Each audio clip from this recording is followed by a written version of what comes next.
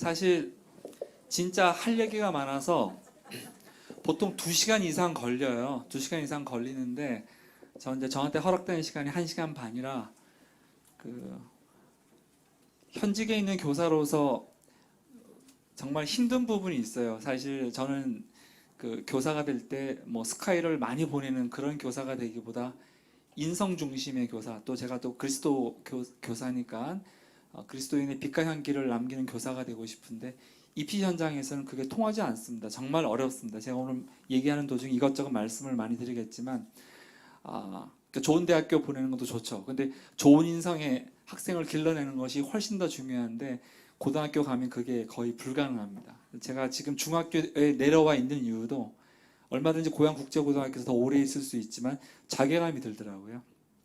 저희 반 아이들도 되게 대학을 잘 갔거든요. 근데 그렇게 막 이렇게 보람되거나 기쁘진 않았습니다. 그래서 지금 중학교 와서 인성 교육을 담당하지만 매년마다 또 저한테 와서 어떻게 또 아이를 또 이렇게 대학 가는데 이렇게 보탬이 되냐 해서 개인적으로 계속 요청이 많이 들어와가지고 하다 보니 매년마다 또 입시 자료를 또 안 볼 수가 없게 되더라고요. 그래서 오늘은 어떻게 하면 뭐 좋은 대학을 잘 보내냐는 측면보다는 주로 지금 사실은 학생들도 많이 왔으면 좋았을 텐데 주로 이제 부모님들이 많이 와 계신데 옛날에 학력고사랑 또 초기의 수능 시험 때랑 환경이 많이 달라졌습니다. 그래서 어떻게 아이들을 좋은 대학교에 보낼 것이냐 그런 관점이 아니라 팩트를 말씀드리려고요. 그래서 지금 대학을 가는 방법에 대해서 좀 저의 개인적 주관도 들어가겠습니다만 그래도 좀 이렇게 이런 부분이 있다는 걸 아셔야 아이들하고 얘기할 때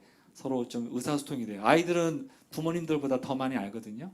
그리고 또 실제 또 아이들은 또 학원에서 또 이렇게 마케팅에 의해서 이렇게 세뇌되는 경우가 되게 많아요. 보통 학원에서 강사들이 막 얘기하잖아요. 부모님들 다 넘어갑니다. 왜 그런지 아십니까? 정보의 비대칭성입니다. 정보가 워낙 많습니다. 복잡하고. 이런 정보에 대해서 부모님들이 완벽하게 이해를 하지 못하면 학원의 상술에 그대로 넘어갑니다. 그래서 그러지 않으시도록 팩트 위주로 제가 말씀드리겠습니다. 참고로 지금 입시 PPT가 우리 교회에 아마 폰트가 좀 없나 봐요. 그래서 뭔가 좀 깨져 있으니까 그거 좀 양해 좀 해주시기 바랍니다. 제가 디자인도 신경을 써서 되게 잘 만들었는데 조금 깨졌습니다. 그래서 여기 지금 나와 있는 것처럼 학부모 눈높이. 이게 말은 뭐냐면 다 안다는 생각으로 하지 않고요.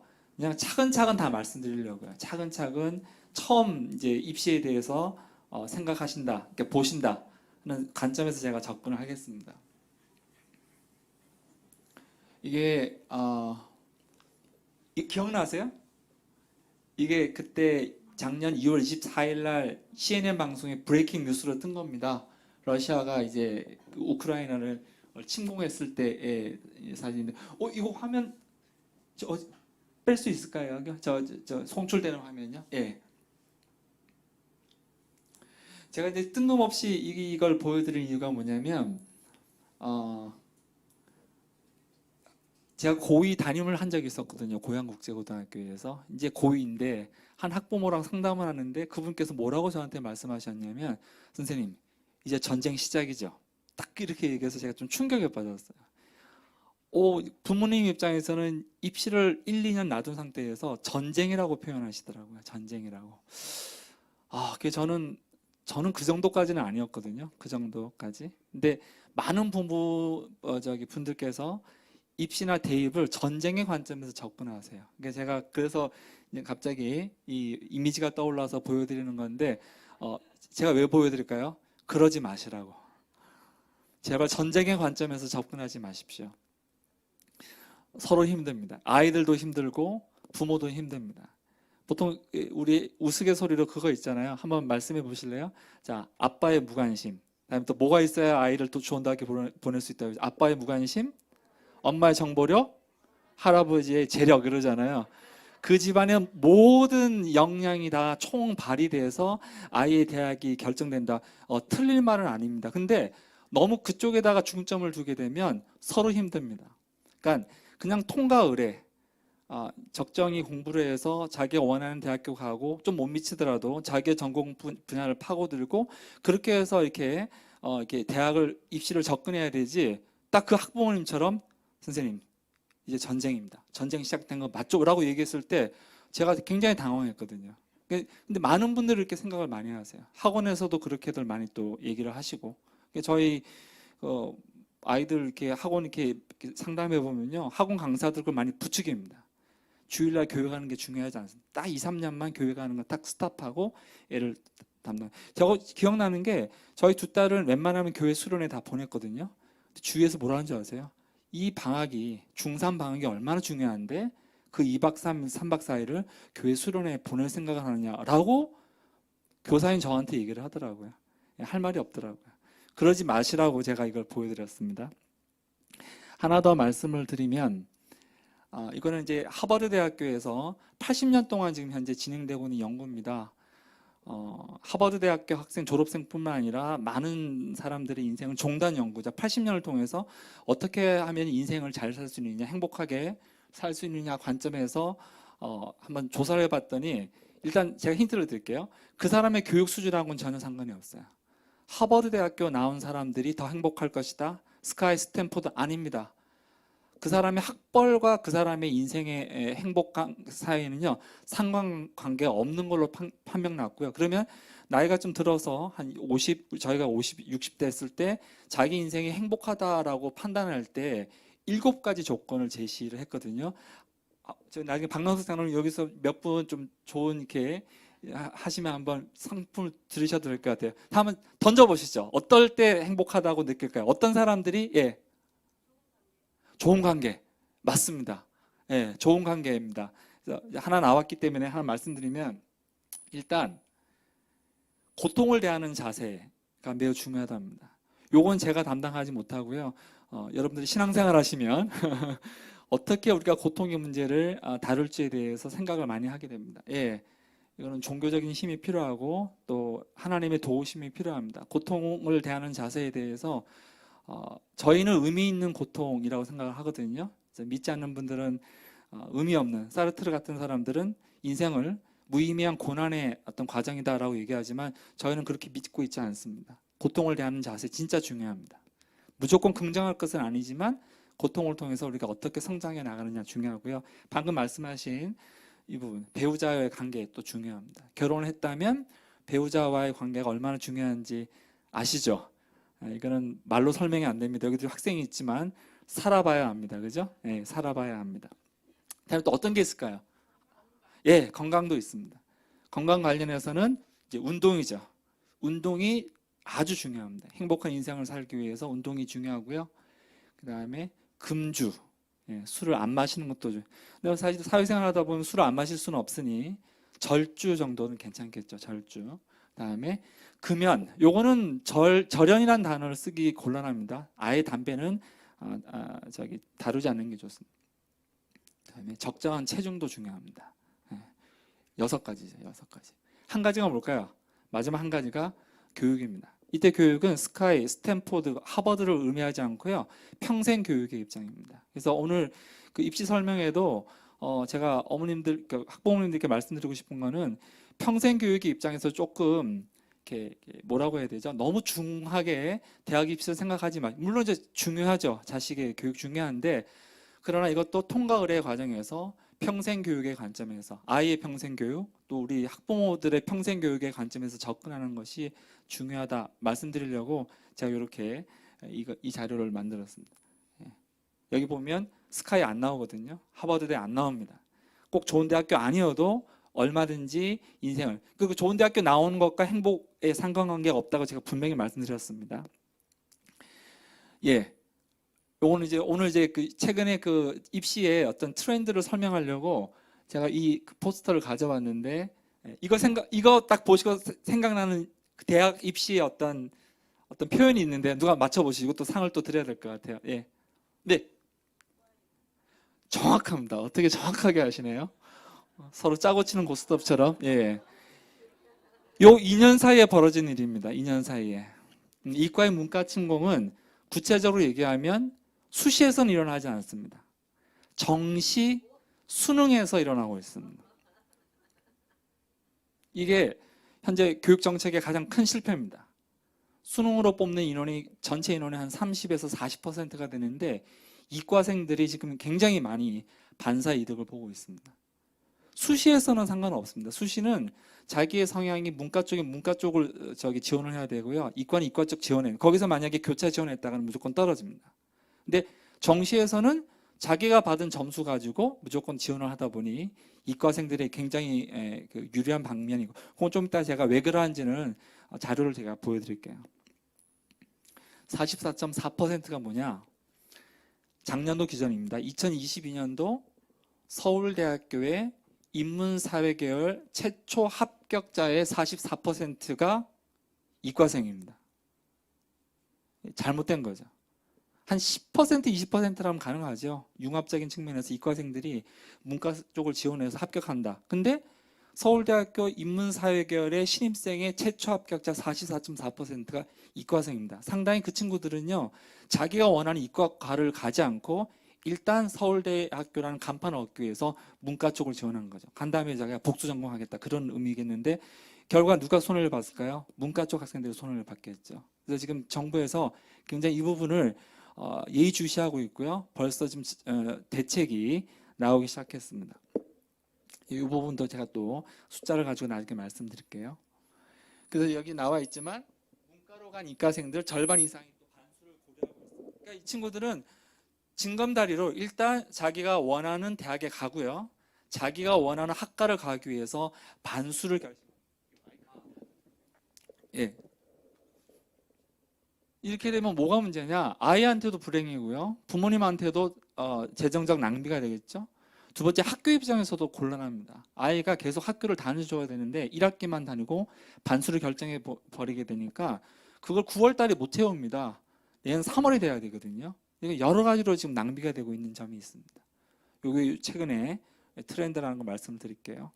그리고 또 하나 제가 또 소개시켜 드리고 싶은 것은 여기 뭐냐면 그 소셜 클래스 피라미드라고 해서 저는 뭐 사회 교사니까 계급이 있거든요. 예. 옛날에 뭐 마르크스는 뭐죠? 프롤레타리아하고 부르주아 2계급으로 나누지만 요즘은 대부분 3계급으로 나누죠. 로월 클래스, 미들 클래스, 어퍼 클래스가 있는데 최근에 나온 자료, 한겨레 신문 분석 기사인데요. 중간에 미들 클래스에서도 그 상단 계층, 상위 중산층이 새롭게 전략을 펴기 시작했는데 뭐냐면 수능에 올인하기 시작했습니다. 이게 좀 달라졌습니다. 이전만 하더라도 학생부 종합전형에 올인을 많이 했었거든요. 학생부 종합전형에 부모의 어떤 정치, 경제, 사회적 지위가 미치는 영향력이 컸습니다. 부모님들 어느 정도 이렇게 뒷받침해주고 많이 준비해주면, 가령 뭐 좀 이따 말씀드리겠지만 봉사활동 같은 경우에 아이들이 디자인 못합니다. 아이들 공부해야 되잖아요. 그래서 잘 알고 있는 부모님들, 여유 있는 부모님들이 봉사활동도 이렇게 챙겨주고, 그렇게 해서 생기부를 풍성하게 챙겨서 학생부 종합전형을 통해서 대학을 많이 보냈단 말이에요. 근데 요즘에 이제 옛날에 이제 그 뭐 조국 장관 사태 아시겠지만 그 결과 학생부 종합전형이 대입 공정성에 굉장히 좀 안 좋다라는 인식이 퍼지면서 생기부의 학부모의 영향을 받을 수 있는 요소들이 많이 사라졌습니다. 제가 좀 이따 보여드리겠습니다. 그러다 보니 부모님들 할 게 없잖아요. 대신 수능 비율이 늘어났어요. 수능을 통해서 신입생 비율이 늘어나다 보니까 부모님들 생각에, 그래? 그러면 내가 아이를 수능으로 올인시켜 보겠다. 수능 시험의 가장 큰 장점이자 단점이 뭔지 아세요? 보면 볼수록 점수가 올라갑니다. 현역 때보다 반수생이 재수생, 삼수생, 사수생, 칠수생 볼 때마다 올라갑니다. 그러니까 어떻게 돼요? 부모님들이 내가 어차피 생기부에 끼칠 수 있는 영향력이 적으니까 어떻게 자신이 가지고 있는 재력이죠. 강남 대치동이나 목동의 학원을 계속 보내는 겁니다.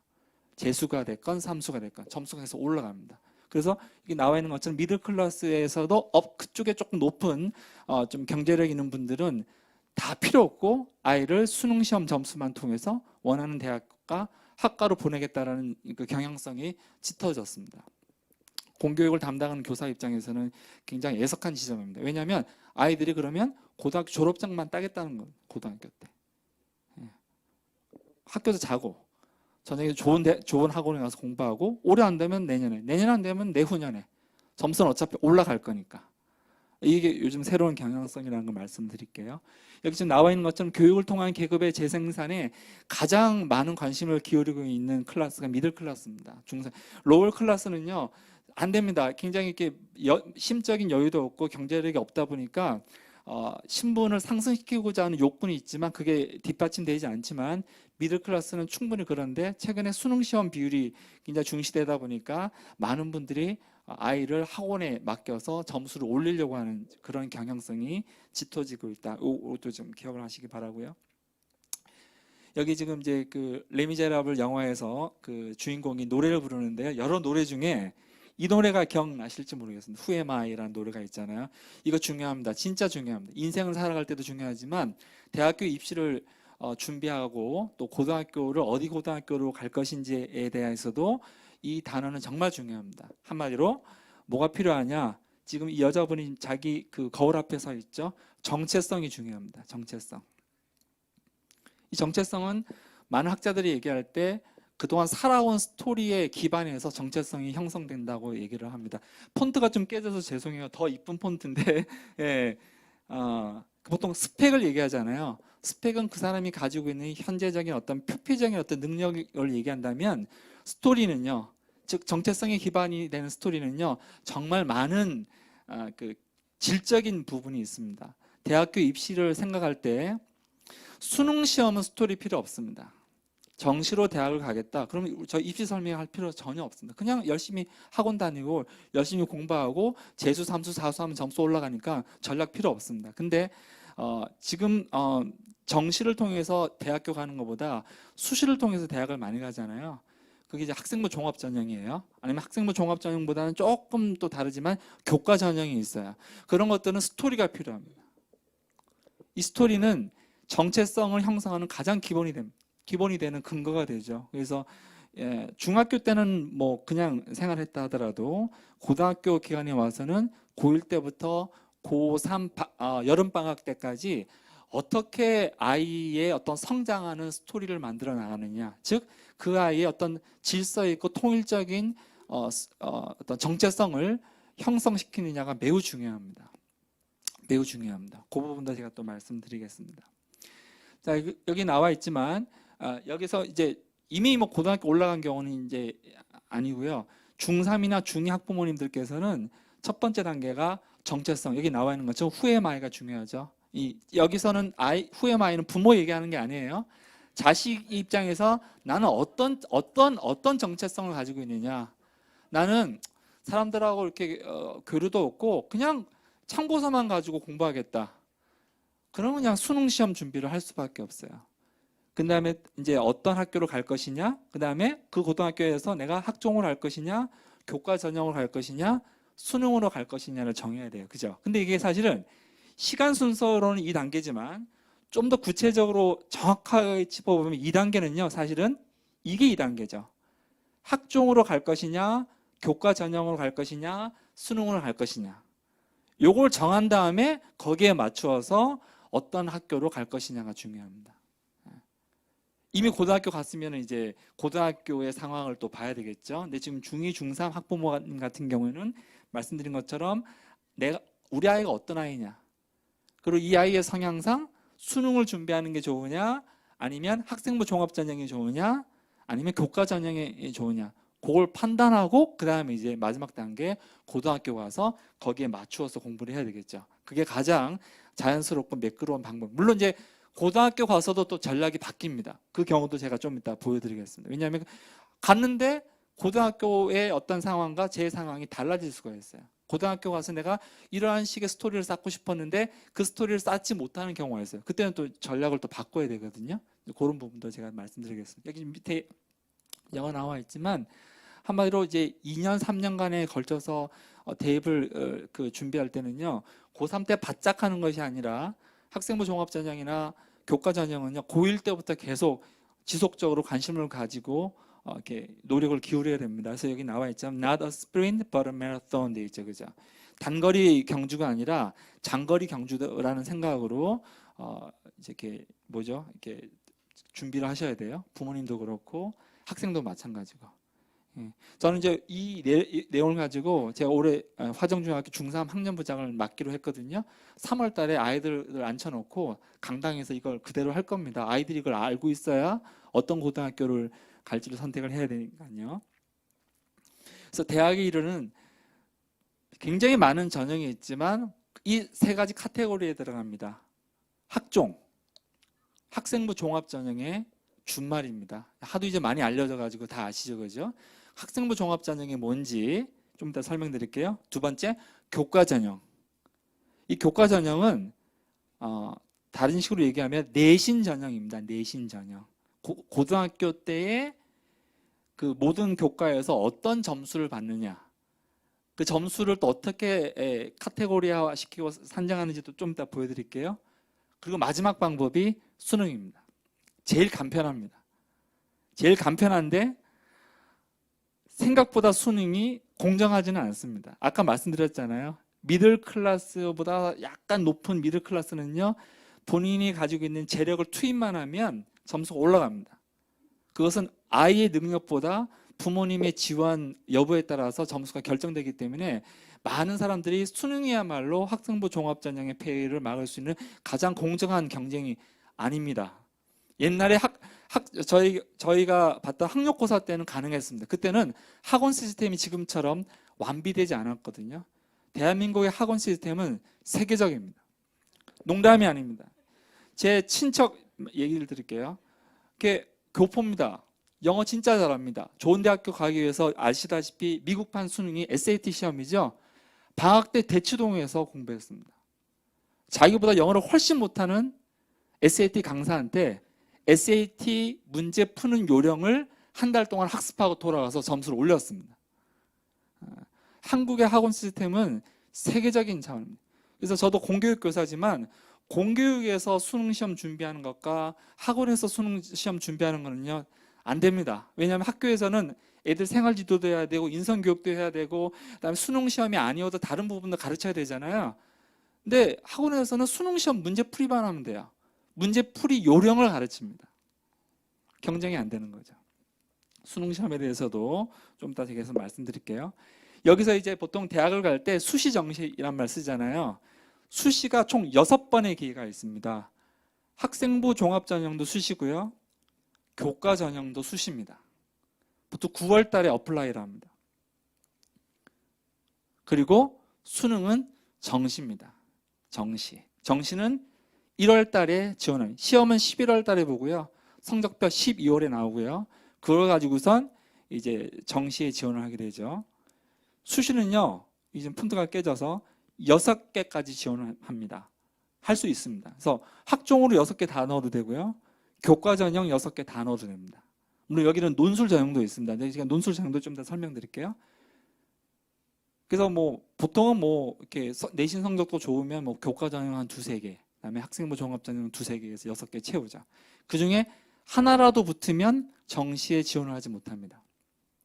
그래서 어떤 친구가 있냐면 보통 이 수시 전형은 9월에 어플라이에서 마감을 하거든요. 그래서 수시 전형 중에 이제 수능 최저 등급을 요구하는 게 있는데요. 좀 더 설명드릴게요. 근데 수능 시험을 너무 잘 본 거예요. 수능 시험 점수만 가지고도 서울의 상위권 대학에 갈 수 있는 점수가 나왔어요. 근데 수시에 집어넣었잖아요. 그 중에 예를 들어서 뭐 연대가 됐다, 서강대가 됐다. 그럼 이 친구는 수능 점수가 만점 나왔다 하더라도 서울대 못 갑니다. 왜? 수시에서 이미 된 거죠. 그걸 뭐라고 그러죠? 네 글자로 수시 납치라는 표현을 씁니다. 가끔 발생합니다. 어떤 학생이냐? 한 번도 그런 점수가 나온 적이 없는데 수능에서 최고의 점수가 나온 적이 있어요.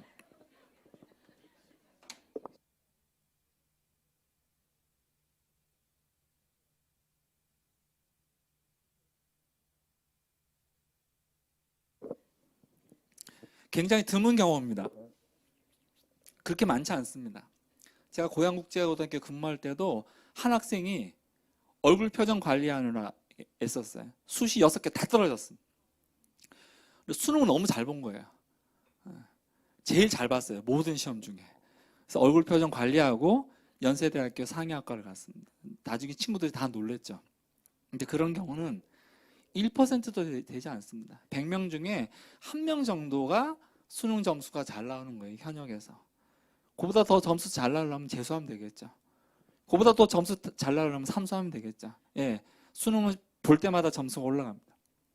그래서 이게 학종, 교과 전형, 수능 요 세 가지 카테고리 꼭 기억하십시오. 이 세 가지를 통해서 대학을 가는데 보시다시피 제가 벤 다이어그램 그렸잖아요. 학종하고 교과 전형에도 공통 분모가 있고요. 교과 전형과 수능 사이에도, 그다음에 학종과 수능에도 공통 분모가 있잖아요. 무슨 말이냐면 이 학종, 교과 전형, 수능이 완벽하게 떨어져 있지 않고 살짝 걸쳐 있습니다. 걸쳐 있다는 얘기는 가령 학종 같은 경우에 어떤 학종은 수능 시험 점수가 반영되지 않습니다. 서울대학교가 대표적입니다. 근데 어떤 전형들은 수능 점수를 반영합니다. 어떻게 반영하냐면 등급으로 몇 과목에 합 몇 이상이면 조건부 합격을 시켜주는 거죠. 그래서 이렇게 공통 분모가 있고요. 교과 전형과 수능 사이도 마찬가지입니다. 교과 전형과 수능 사이에서도 어떤 교과 전형은 수능 점수가 반영되지 않지만 좀 대다수의 교과 전형은 수능 점수를 필요로 합니다. 이때 수능 점수도 등급입니다. 보통 이렇게 수능 최저 등급이라는 표현을 쓰거든요. 그것도 좀 더 설명드릴게요. 그래서 이렇게 해서 학종, 교과 전형, 수능이 있다. 이렇게 기억을 하시기 바랍니다. 요약하면 학종과 교과 전형은 총 6번의 카드를 쓸 수 있습니다. 이 중에 하나라도 걸리면 대박입니다. 이해 안 되시죠? 6개 쓰면 1개 정도 붙을 것 같지 않습니까? 그렇지 않습니다. 쉽지 않습니다. 물론 제가 근무했던 고양국제고등학교에서 상위권 학생들은 6개 쓰면 6개 1차 다 붙습니다. 그리고 최종 면접에서 한 3개 정도 붙습니다. 정말 최고의 아이들은 6개 써서 6개 다 붙는 경우도 있고요. 어떤 친구들은 서울대가 너무 확실했던 친구들은 수시에서 2-3개만 씁니다. 연고대도 마음에 안 드는 거죠. 그렇게 해서 붙는 경우도 있고요. 근데 6개 중에 한 2개 정도 1차에서 붙고 그 2개 중에 하나가 최종 합격되면 대성공입니다. 수시가 그렇게 쉽지는 않습니다. 예, 좀 더 설명을 드릴게요. 그래서 정시는 지금 현재 진행 이미 마감은 했고 발표 나겠죠. 가군에 한 번, 나군에 한 번, 다군에 한 번, 3번 쓸 수 있습니다. 그래서 가나 다군에 속한 대학들을 한 번씩 쓸 수 있죠. 그래서 수능 시험을 보게 되면 그 수능 점수, 수능의 특별 등급이나 표준 점수를 가지고 각 고등학교에서 이제 상담하고 아니면 큰 학원에서 이제 어떤 그 전략을 가지고 지원을 하기. 이때는 진짜 전략이 필요합니다. 수시 같은 경우는 사실은 넣고 난 다음에 전략이라는 건 없습니다. 그냥 최선을 다하는 것밖에 없는데 정시는 가나 다군에 어디에 지원할 것이며 가군에 이 학교가 있다면 나군에 이 학교를 지원하고 그런 게 있거든요. 그런 부분들도 좀 보셔야 되겠죠. 그죠? 제일 먼저 가장 많이 뽑는 학종에 대해서 먼저 얘기를 하겠습니다. 학종에 대해서. 학생부 종합전형입니다.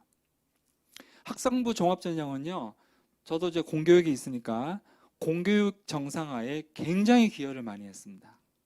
왜냐하면 아이들이 학교 생활을 정말 잘하려고 열심히 합니다. 특별히 자사고라든가 제가 근무했던 고양국제고 같은 특목고에서는요, 아이들은 입학하자마자 고3 여름방학 때까지 최선을 다해서 공부에 임합니다. 공부에만 임하지 않고 최선을 다해서 동아리도 하고요. 최선을 다해서 독서활동도 하고 최선을 다해서 마라톤도 뜁니다. 제가 고양국제고 있을 때 자율동아리 10km 마라톤 클럽을 만들었거든요. 한 30-40명 아이들이 걔네 기숙사 생활을 했거든요. 매일 저녁마다 트랙을 돌아왔습니다. 걔네가 그해 5월달 바다의 날 마라톤 대회 10km 다 완주했습니다. 완주했고 남학생들은 보통 50분대 기록이 나왔고요. 여학생들은 1시간 10분대 기록이 나왔습니다. 그걸 생기부에 다 적어줬습니다. 그랬더니 몇몇 대학교 교수들이 물어보더래요. 학생이 면접 왔을 때 너 진짜 달린 거 맞냐? 달렸다. 기록이 나와 있지 않냐? 놀란 거죠. 그럼 우리가 생각할 때 공부하는 학생들이 대학교 오는데 무슨 마라톤이 중요합니다. 왜요? 그만큼 이 친구는 입체적으로 학교 생활을 했다는 거거든요. 학생부 종합전형은요, 교사들의 입장에서 너무 좋아요. 아이들이 최선을 다해서 교사한테도 잘 보이려고 하고 토론, 연극, 프레젠테이션, 마라톤 정말 올라운드 플레이어죠. 그래서 이런 그 학생부 종합전형을 통해서 대학에 합격한 아이들은요, 대학교에서의 만족도가 너무 높습니다. 대학교도 너무 좋아요. 왜? 아이들이 너무 잘해요. 이미 고등학교 3년 내내 미리 대학교 생활을 한 거랑 똑같아요. 잘해요. PPT 사기꾼 수준으로 잘 만듭니다. 농담 아닙니다. 특목고 자사고 아이들의 PPT 만드는 수준은요, 색감, 디자인에서부터 그 내용이 이르기까지 흠잡을 데가 없어요. 그래서 대학교 오면 팀플 많이 하잖아요. 수능 통해서 들어온 아이들하고 특목고 통해서 들어온 아이들이 팀플 같이 하기가 힘듭니다. PPT 작성을 잘 못합니다. 수능 공부만 했던 친구들. 그래서 나중에 6개월 있으면 어느 정도 쫓아가긴 하는데, 그래서 공교육 정상화에 굉장히 기여를 많이 했고요. 학생부 종합전형은 수능 준비를 하지 않아도 됩니다. 그냥 학교 생활만 열심히 하면 됩니다. 물론 상위권 1, 2등급 아이들은 이제 서울연고대를 가겠죠. 그럼 4, 5등급 아이들은 고양국제고 같은 경우에 인서울을 합니다. 6등급, 7등급에서도 인서울을 합니다. 그리고 이제 가장 학종 중심 그 고등학교로 정평이 나 있는 서울에 한화고 있죠. 한화고는 한 해 50명 정도 서울대를 가고 있거든요. 예. 거의 4명 중에 3명이 스카이를 갑니다. 5등급도 스카이를 갑니다. 그 학교 와서 절반만 들어가도 스카이를 가고 6등급, 7등급 나와도 인서울이 가능합니다. 그 친구들은 정시를 통해서 인서울 못합니다. 그냥 3년 동안 수능 시험 준비를 전혀 하지 않습니다. 매번 체육 활동하고 동아리 활동하고 토론하고 연극하고 뮤지컬 하는데 수능 시험 준비할 수가 없거든요. 그래서 공교육 정상화에 상당히 기여를 많이 했습니다. 그 다음에 여기 나와 있지만 학생생활기록부, 줄여서 생기부라고 그래요. 생기부와 학생생활기록부는 같은 서류입니다. 처음부터 끝까지 하나하나 조목조목 다 읽습니다. 자기가 좋아하는 연애소설을 읽듯이 전부 다 읽습니다. 한마디로 그걸 통해서 아이의 표피적인 어떤 스펙 아니고요. 이 친구가 뭐 영어 점수가 몇 점이네, 이 친구가 수학이 몇 등급이네가 아니고요. 여기 나와 있는 것처럼 제가 지금 저 파란색 글자인가요? 성장하는 스토리를 읽어냅니다. 그리고 그 성장하는 스토리 안에는 내신도 있습니다. 중요한 것은 내신이 중점이 아닙니다. 내신도 같이 보는 겁니다. 이 성장하는 스토리요. 저는 이제 생기부를 많이 보잖아요. 저도 좀 이따 이제 생기부 몇 개 이제 보여드릴 건데요. 느껴집니다. 야, 얘 진짜 열심히 살았네. 뭐 저희 교회에서 이번에 누구라고 얘기는 못 하겠어요. 이게 지금 송출되는 거라. 고려대학교 교육학과 간 친구가 있습니다. 그 친구가 저한테 와서 개인적으로 이제 코치를 좀 해달라고. 일반고인데요. 학생부 종합전형을 준비해주지 않은 학교였어요. 근데 이 친구의 1학년에서부터 3학년 1학기 때까지 생기부를 보면서 제가 감동받았다니까요. 와, 정말 열심히 살았네. 일관성 있게, 질서 있게, 방향성 있게. 그러니까 이 아이에 대한 선생님들의 평가가 느껴져요. 특목고에서 써주는 것만큼은 안 돼요. 특목고는요, 아예 처음부터 생기부에 초점을 맞춰서 학교 생활하다 보니 거기는 쓸 게 너무 많아요. 떨어내야 돼요.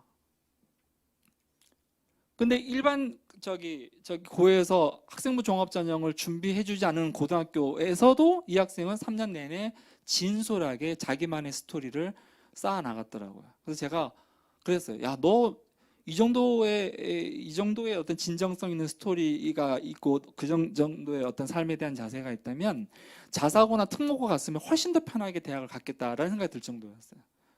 다행히 이 친구가 6개 중에 1개 붙었어요. 이제 고대 이제 교육학과. 저는 그 친구가 예를 들어서 고양국제고라든가 자사고 갔다면 서울대 갔으리라 저는 확신합니다. 학교에서의 뒷받침만 바탕이 됐더라면 훨씬 좋았을 뻔했는데 학교에서 전혀 신경을 써주지 않았어요. 가령 독서가요 3학년 1학기까지 5권밖에 없더라고요. 전 놀랐습니다. 중학교보다 더 적어요. 아이가 공부도 잘하고 성실하고 진솔하다면 학교에서 야, 독서 기록 좀 내고 이렇게 해서 적어도 2, 30권은 채워야죠. 고양국제고 같은 경우는 거의 4, 50권, 뭐 어떤 친구 100권 더 써냅니다. 근데 그 학교는 학종을 신경을 안 써주는 거죠. 여기 좀 나와 있지만 다시 한번 말씀드리지만 성장하는 스토리입니다. 그래서 아이가 이런 거죠. 굉장히 열심히고 친구들하고 되게 인터랙션도 잘하고 뭐 연극이나 그런 것도 좋아하고 책 읽기도 좋아하고 토론도 좋아하고 그런 가운데서 열심히 공부하려는 그런 아이가 있다. 그런 친구들은 자사고나 특목고 보내는 것이 정답입니다. 네. 자사고나 특목고 보내야 됩니다. 거기 가서 물론 훌륭한 아이들이 많이 가죠. 근데 내신이 좀 떨어지더라도 그걸 다 메이크업 할 수 있습니다. 아까 말씀드렸잖아요. 하나고 같은 경우는 4명 중에 3명이 스카이 간다니까요. 그리고 4명 중에 1명이 서울대 가요. 한 3등급, 4등급에 고양국제고등학교도 제가 근무할 때만 하더라도 2등급의 정도는 대학 서울대를 갔었는데 재작년도에 고양국제고등학교 4등급에서도 서울대 농경제학과 붙었습니다. 4등급이면 어느 정도냐? 좀 더 비율 보여드릴게요. 거의 중간이에요. 그런데도 서울대 갔어요. 왜? 그 친구의 성장하는 스토리가 그 서울대 입학사정관이라든가 교수의 눈에 띄는 것. 그분들의 눈에 띄는 것과 저 같은 교사들이 생기부 봤을 때 똑같아요. 똑같아요. 그리고 대학마다 다르겠습니다만 학생부 종합전형은 면접이 있는 데도 있고 면접이 없는 데도 있어요. 그래서 심층 면접을 통해 확인해서 학생을 선발하기도 합니다. 서울대가 대표적입니다. 서울대는 면접이 다 있습니다. 그리고 어떤 대학은 이 친구가 되게 생기부는 좋지만 기본적인 어떤 지적인 능력이 있는지 없는지를 살펴봐야 되잖아요. 그래서 수능 최저 등급을 요구하기도 합니다. 서울대 같은 경우는 수능 최저 등급을 요구하는 전형도 있고 요구하지 않는 전형도 있어요. 요구하지 않는 전형이 훨씬 더 많습니다. 더 신입생을 더 많이 뽑고 있습니다. 그래서 성장하는 스토리. 그래서 우리 아이가 아니면 학생이 난 정말 고등학교 가면 정말 열심히 학교에서 하는 교과 공부 말고도 동아리 활동이라든가 독서라든가 모든 활동을 열심히 할 수 있는 역량이 있다. 그러면 학생부 종합전형을 준비하셔야 됩니다. 네. 그러면 도대체 학생부 종합전형에서 가장 중시하는 생기부의 구성을 보시면 저기 빨간 글자로 교과 플러스 비교과 나오잖아요. 저기서 교과는 내신을 얘기합니다. 보시겠습니다. 내신은 뭐냐면 학년 학기별 교과 성적입니다. 알다시피 고등학교는 총 6학기가 있거든요. 6학기. 교과 성적. 그러니까 교과 성적이 뭐냐? 좀 이따 보여드릴 텐데요. 뭐 점수도 있고요. 평균도 있고 표준 편차도 있고 등급도 있습니다. 그다음에 절대 평가 기준이 A, B, C, D도 있는데 A, B, C, D는 그렇게 중요하지 않고요. 그 친구의 등급이 중요합니다. 근데 학생부 종합전형에서는 그 친구 내신뿐만 아니라 두 번째 줄 나와 있는 것처럼 세부 능력 및 특기사항. 요걸 보통 학교에서는 줄여서 과목 세특이라는 말을 써요. 이 지점에서 학부모와 교사 사이가 조금 어그러지는 경우가 있습니다. 그 뭐냐면 과목 세특을 썼는데 마음에 안 드는 거예요. 부모가. 그래서 이걸 학교에다 요청해서 선생님 이걸 좀 우리 아이가 이번에 뭐 이과를 가야 되는데 거기에 맞춰서 좀 고쳐주세요라고 요청을 하기도 하거든요. 이제 거기서 이제 좀 불협화음이 불거지죠. 심지어 교사로서는 좀 자괴감이 드는 거죠. 자기가 판단해서 관찰해서 아이들에 대한 묘사를 했는데 이 아이가 이 부모님이 학원에서 멘토링 받고 이런 식으로 적어달라고 요청 들어오잖아요. 이런 걸 막기 위해서 어떤 제도가 생겼냐면 생기부를 당해 연도에 못 봅니다. 그 다음 연도에 볼 수 있도록 만든 이유가 뭐냐? 이런 학부모의 부당한 간섭을 막기 위해서입니다. 그래서 고1 생기부는요, 고2 올라가야 볼 수 있고요. 고2 생기부는 고3 올라가야 볼 수 있습니다. 오로지 이것 때문에 그렇습니다. 과목 세특에 대해서 민감한 부모님들이 고쳐주세요. 사실은 특목고하고 자사고는 문제 없습니다. 거기는 교사들이 처음부터 과목 세특을 잘 적어줄 준비가 되어 있는 사람이고요. 저도 고양국제고등학교 있을 때 방학 때 쉬지 못했습니다. 방학 때 아이들 과목 세특 적어주느라고요. 진짜 많이 적어요. 거의 뭐 30페이지, 40페이지 넘어갑니다. 거의 방학이 없을 정도입니다. 근데 아까 말씀드린 저희 우리 교회에서 그 고대 교육학과 간 친구 같은 경우는 과목 세특이 양이 특목고에 비하면 형편없었는데 그럼에도 불구하고 거기에서 진정성이 느껴지더라고요. 야, 정말 열심히 살았구나. 학종을 준비해주지 않은 학교인데도 교사가 진짜 이 아이의 품행이라든가 성실성이라든가 그걸 보고선 정말 잘 적어준 편이에요. 특목고에 비하면 약하지만 그게 느껴졌어요. 이게 중요하고요. 그다음에 보시면 인적상, 학적상, 출결, 수상 경력. 여기 출결은 뭐 특별히 아프지 않거나 무단지각, 무단결석이 없어 큰 문제 되지 않습니다. 근데 뭐 아주 아이가 공부를 잘하는데 무단지각, 무단결석이 많다. 학생부 종합전형에서 마이너스입니다. 아이의 성실성이 떨어지는 거죠. 그러긴 힘들어요. 학생부 종합전형을 가려고 하는데 아이가 막 무단결석 지각하는 경우는 거의 없습니다. 자격증, 진로희망, 창체, 독서, 마지막 행동특성 및 종합의견이 있는데 이걸 줄여서 행발이라는 표현을 씁니다. 1년 동안 담임이 아이를 관찰해서 종합적인 의견을 씁니다. 이거 다 봅니다. 학생부 종합전형에서는 대학교에서 이 내용들이 그냥 그 나이스를 통해서 이렇게 전달되거든요. 전송되면 그걸 그 교수나 아니면 입학사정관들이 다 봅니다. 근데 수상 경력을 제가 지웠어요. 예, 이제 사라집니다. 사라졌습니다, 이제. 심지어 제가 기억나는 게 8년 전에 대치동에 교내 경시대 컨설팅 학원이 있더라고요. 제가 놀랐습니다. 와, 대치동 이렇게 빨리 앞서 나가네? 왜냐하면 수상 경력이 중요하거든요. 그 아이의 모든 역량이 드러나잖아요. 그래서 교내 경시대에 컨설팅 학원이 따로 있더라고요. 대치동에. 세계적인 시스템입니다. 세계적인 시스템. 진짜. 지금 그 학원 망했을 겁니다. 아마 업종 전환했겠죠. 왜? 더 이상 수상 경력이 대학교에 제공되지 않습니다. 독서 활동도 이제 사라집니다. 사실 독서도 보면 부모님의 정치, 경제, 사회적 지위에 따라서 아이의 독서의 깊이와 량이 결정되는 경향성이 크거든요. 그래서 정부에서는 이것도 아니다 싶어서 제꼈습니다.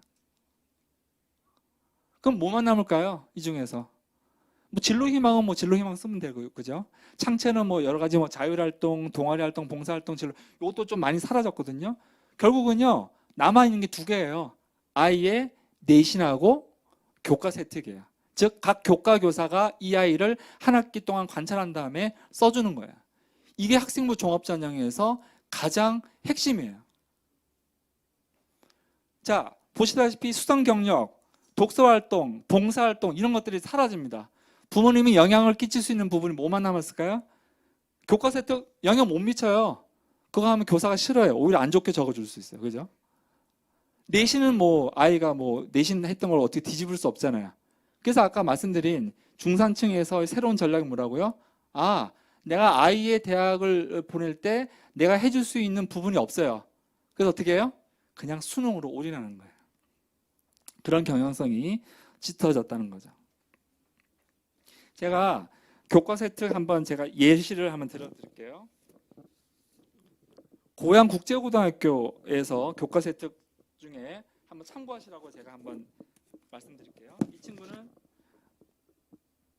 수학 교과에서 교과 세특 되게 길어요. 그 중에서 핵심들, 제가 노안이 와서 안경을 좀 벗겠습니다. 수학인데요. 보세요. 특정한 편의점에 대한 선호도가 없다. 모든 편의점은 정상적으로 운영한다 등의 몇 가지 기본을 가정을 전제로 최소 요구치를 정의하고 유동인구와 배후인구 관련 최소 요구치 식을 표현하고 유동인구가 많은 사당역을 선정하여 이 지역에 위치한 편의점들을 보로노이 다이어그램으로 분할된 다각형 속 사람들이 효율적으로 이용할 편의점에 대해 유추하고 인구 밀집도를 구한 후 아르바이트생 입장에서 일하기 좋은 편의점을 타당한 논리로 주장하여 모두를 감당케 함. 대학교 수준이죠. 특목고 자사고는 이런 식으로 써져요. 하나 또 보여드릴게요. 이번엔 국제정치입니다. 국제정치라는 과목이 있거든요. 국제고는. 국제 이슈 분석 프로젝트 수업에서 환경협약이 국제정치에 미치는 영향을 주제로 문명의 충돌의 내용, 3월 헌팅턴의 문명의 충돌의 내용을 적용시켜 발표함. 트럼프의 파리기후협약 탈퇴를 중심으로 세계에 미치는 영향을 다각적으로 분석함. 교토의정서부터 체계적으로 자료를 정리한 점, 미국 및 국제협약이 가지는 위상의 변화들을 선진국가 개발도상국으로부터 분리하여 논리적으로 분석한 점이 돋보임. 국제협약에 대한 전망을 책의 내용 중 자국 이익을 우선하는 서구 문명의 이데올로기의 붕괴로 설명하면서 협약을 리버럴리즘과 리얼리즘의 관계라고 분석한 것이 매우 탁월함. 이런 식으로 생기부를 써줘요. 이 친구 국제학부 갔거든요. 이런 내용을 그 학교 대학교의 입학사정과 교수가 보는 겁니다. 이런 내용들이 하나만 있는 것이 아니라 모든 교과에 걸쳐서 있다고 보십시오. 여러분들 교수라면 이 친구 뽑고 싶지 않겠습니까? 성적도 보니 그렇게 많이 떨어지지 않고 뭐 2, 3등급, 3, 4등급 왔다 갔다 하는데 이런 식으로 국제학 관련된 내용이 모든 교과에 걸쳐서 있다. 여기는 학생부 종합전형을 준비하지 않은 일반 고등학교입니다. 일반 고등학교에서 또 생기부가 잘 된 것 하나 더 말씀드릴게요. 심화 영어 작문인데요. 쉽지 않은 부분이라도 유사어, 우회적 표현을 사용하여 전달하는 의사소통 전략을 구사함. 결혼의 의무 여부, 스파르타 교육의 성과에 대해 영어로 토론할 때 다른 교사들도 감탄할 정도로 논리정연함. 윤리와 사상, 겸손한 선배의 기쁨이 있는 학생으로 발표 수업에서 샌다를 탐구하여 생애, 저서, 이론의 특징, 롤스와의 비교 등을 탐구하고 구조적으로 소외받는 이들에게 관심이 필요함을 잉글레제의 명언을 소개하여 발표함. 윤리과목 학생 강사로 선출되어 2학년 학급에서 발표하여 학생들로부터 테드 강의에 등장하는 강사 같다는 평가를 받음. 인권과 정의에 관심이 많아서 소로, 롤스 등의 시민 불복종 이론을 탐구하여 신문 논설로 손색 없는 수준 높은 보고서를 작성함. 이거 교사가 요구한 게 아니거든요. 이 학생이 자기가 그 교과 시간에 최선을 다해서 한 거죠. 그럼 교사 입장에서 너무 인상적이니까 어차피 교과 세특은 적어야 되는 것이고 이런 식으로 적어주는 거죠. 그러면 대학 교수가 봤을 때 이 친구 진짜 우리 학교에 데리고 오면 공부 잘하겠다. 열심히 하겠다. 한번 면접이라도 봐야 되겠네. 1차 합격 이렇게 되는 거죠. 학생부 종합전형 이런 겁니다. 내신만 갖고 얘기하는 것이 아니라 이 아이의 모든 질적인 입체적인 내용들을 다 살펴보는 겁니다. 저기 고양시에 대화고등학교라는 데가 있는데요. 거기서 연세대학교 역사학과 간 친구가 있어요. 이 친구의 생기부를 또 제가 또 이렇게 의뢰를 받아서 봤는데요. 지금도 기억나는 것이 역사학을 고1 때부터 고3 때까지 딱 방향성 있게 역사 쪽에 관심 있고 흥미가 있고 그런 쪽으로 이제 한다는 내용을 다 했어요. 근데 지금도 기억나는 게 수학의 수행평가인데요. 뭐라고 썼냐면 수학교사가 근현대사의 이모곤란의 내용을 수학 시간을 배운 통계 어떤 분석 방법을 이용해서 그 당시 이모곤란의 내용을 분석한 그게 되게 탁월해서 아이들한테 이렇게 호응을 받아 그런 식으로 이렇게 적어줬더라고요. 그러니까 일반고에서도 얼마든지 학생부 종합전형을 준비할 수 있다는 거죠. 물론 특목고는 그냥 학교 생활하는 것 자체가 학생부 종합전형을 위한 활동이에요. 모두가 중간고사, 기말고사보다도 매 수업 시간마다 어떻게 하면 이 아이가 자기 지적 역량을 드러내느냐 그런 쪽에 관심을 맞추고 교육과정이 운영되는 반면 일반 고등학교에서는요 중간고사, 기말고사 때까지는 교과 공부만 해요.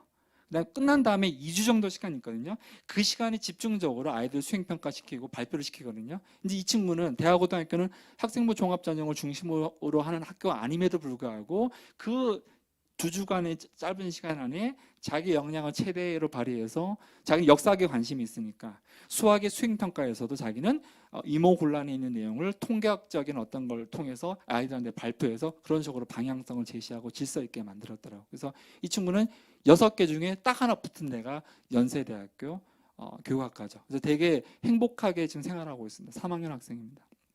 학생부 종합전형은 여러 가지 면에서 진짜 저희한테 뭐라고 도전적입니다.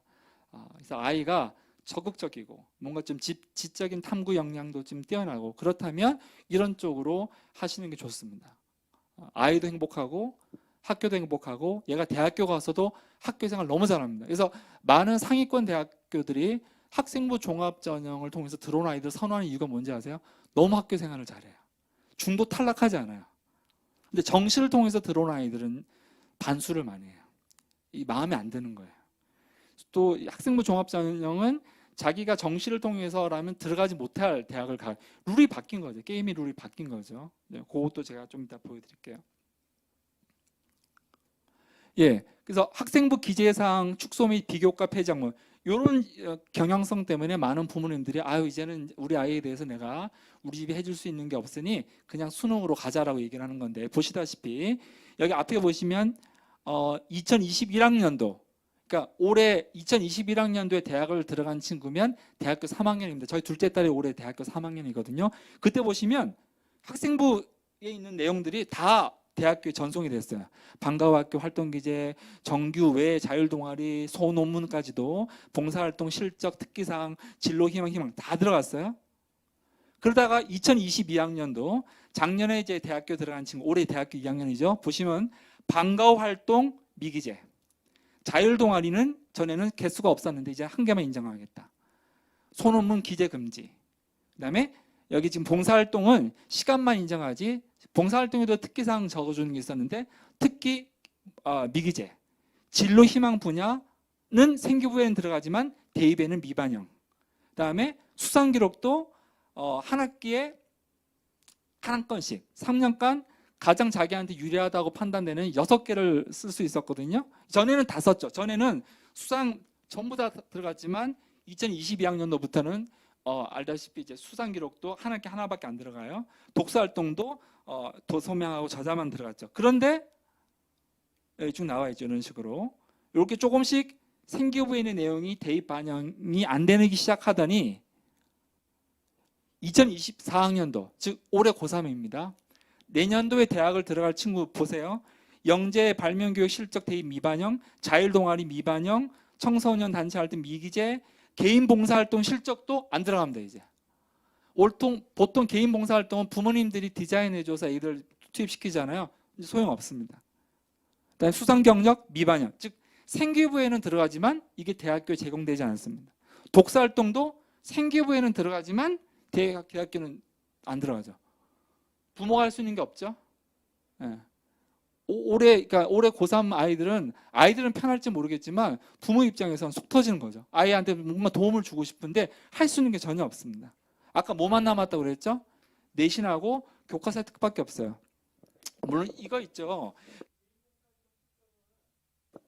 미반영인데 이걸 잘 아시는 분들 딱 보면 그럼 단체 봉사활동은 들어가네. 예, 단체 봉사활동은 들어갑니다. 단체 봉사활동은 누가 하죠? 학교에서 합니다. 이미서 발빠른 학교는 단체 봉사활동도 학생부 종합전형에 맞추어서 아이한테 도움이 되게끔 이미 디자인하기 시작했습니다. 어디가 먼저 할까요? 당연히 특목고죠. 자사고죠. 일반고는 관심이 없을 겁니다. 그래서 학종을 준비하려면 특목고 자사고 가는 게 정말 중요합니다.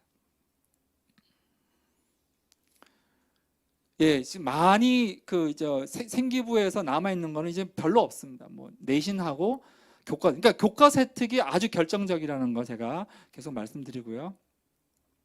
그다음에 또 하나는 이제 학종과 관련해서 선택 과목이 매우 중요한데 공통 과목이 있고요, 선택 과목이 있습니다. 2015 개정 교육과정에. 근데 그 중에서 선택 과목 중에 일반 선택이 있고 진로 선택이 있어요. 일반 선택은 이제 자기가 관심 있는 뭐 역사학과를 가고 싶다. 그럼 역사학 관련된 일반 선택 과목을 들어야 되는데 여기서 좀 또 신기한 게 진로 선택이라는 게 있어요. 이미 고등학생들은 배우고 있습니다.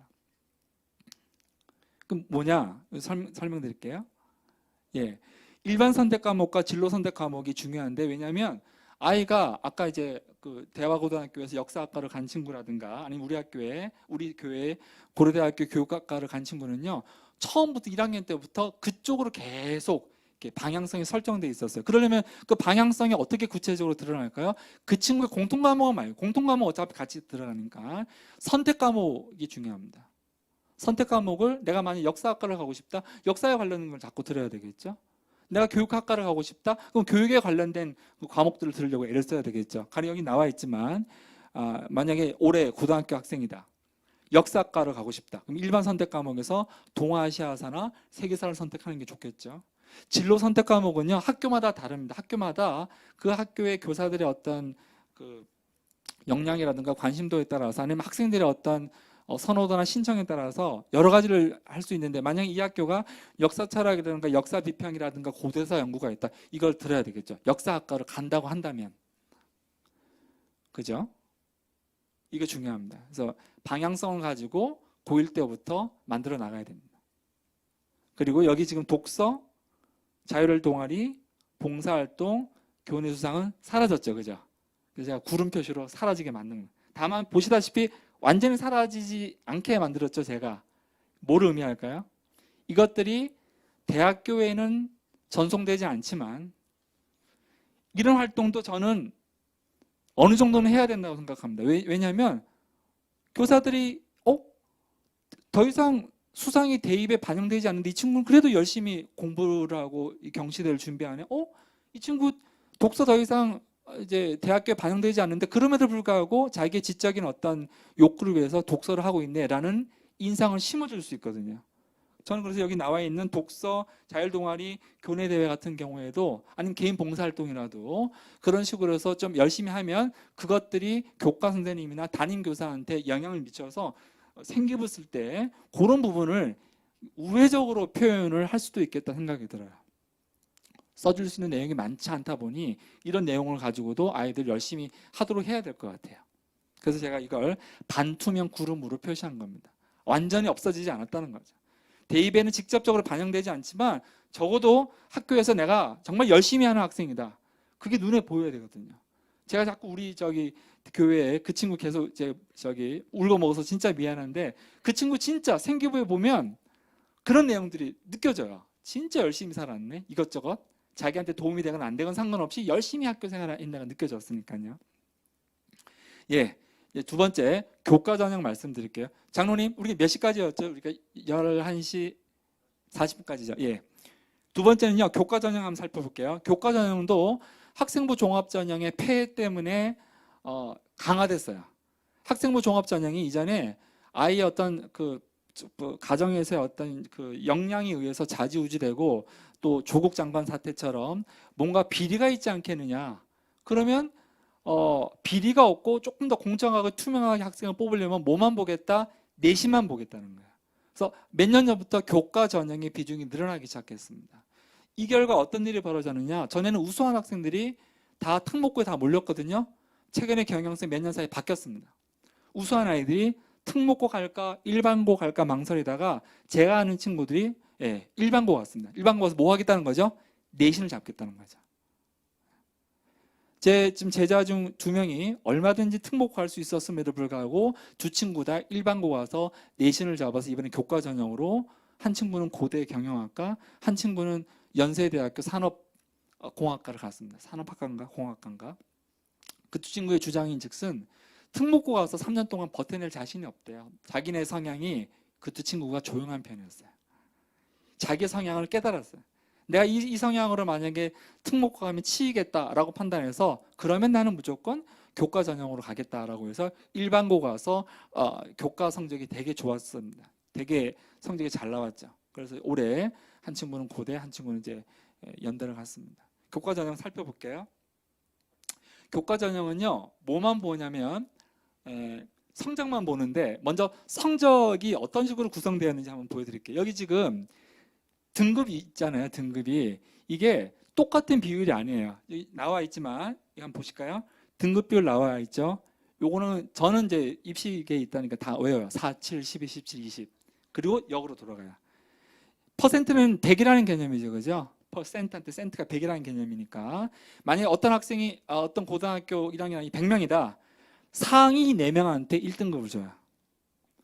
그 다음 7명한테 2등급을 줘요. 그 다음 12명한테 3등급 주고 그 다음 17명한테 4등급 주고 그 다음 20명한테 5등급 줘요. 그리고 다시 그 다음 17명한테 6등급, 그 다음에 12명에게 7등급, 다음에 7명한테 8등급, 그리고 마지막 4명한테 9등급을 줘요. 보시면 아시겠지만 1등급 받기도 힘들지만 9등급 받기도 힘들겠죠. 이해되세요? 이게 퍼센티지가 뭐 이렇게 15, 15, 15 이렇게 아니라 4, 7, 12, 17, 22 굵어졌다 다시 좁아지잖아요. 4% 이거 힘들어요. 왜 그런지 아세요? 정답을 다 피해가야 되거든요. 네. 쉽지 않습니다. 근데 아까 말씀드린 특목고 갈 수 있는 아주 좋은 성적의 아이가 일반고 가잖아요. 전교 10등 안에 들어요. 진짜. 이제 그런 애들이 좀 많아지기 시작했어요. 최근에.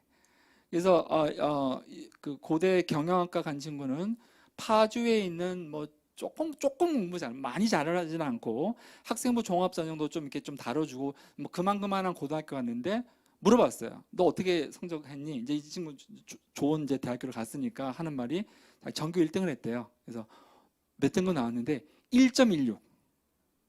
1.16이 나왔다는 얘기는 고1 때부터 고3 1학기 때까지 모든 교과목에서 항상 4% 안에 드는 거죠. 만약에 신입생이 300명이다.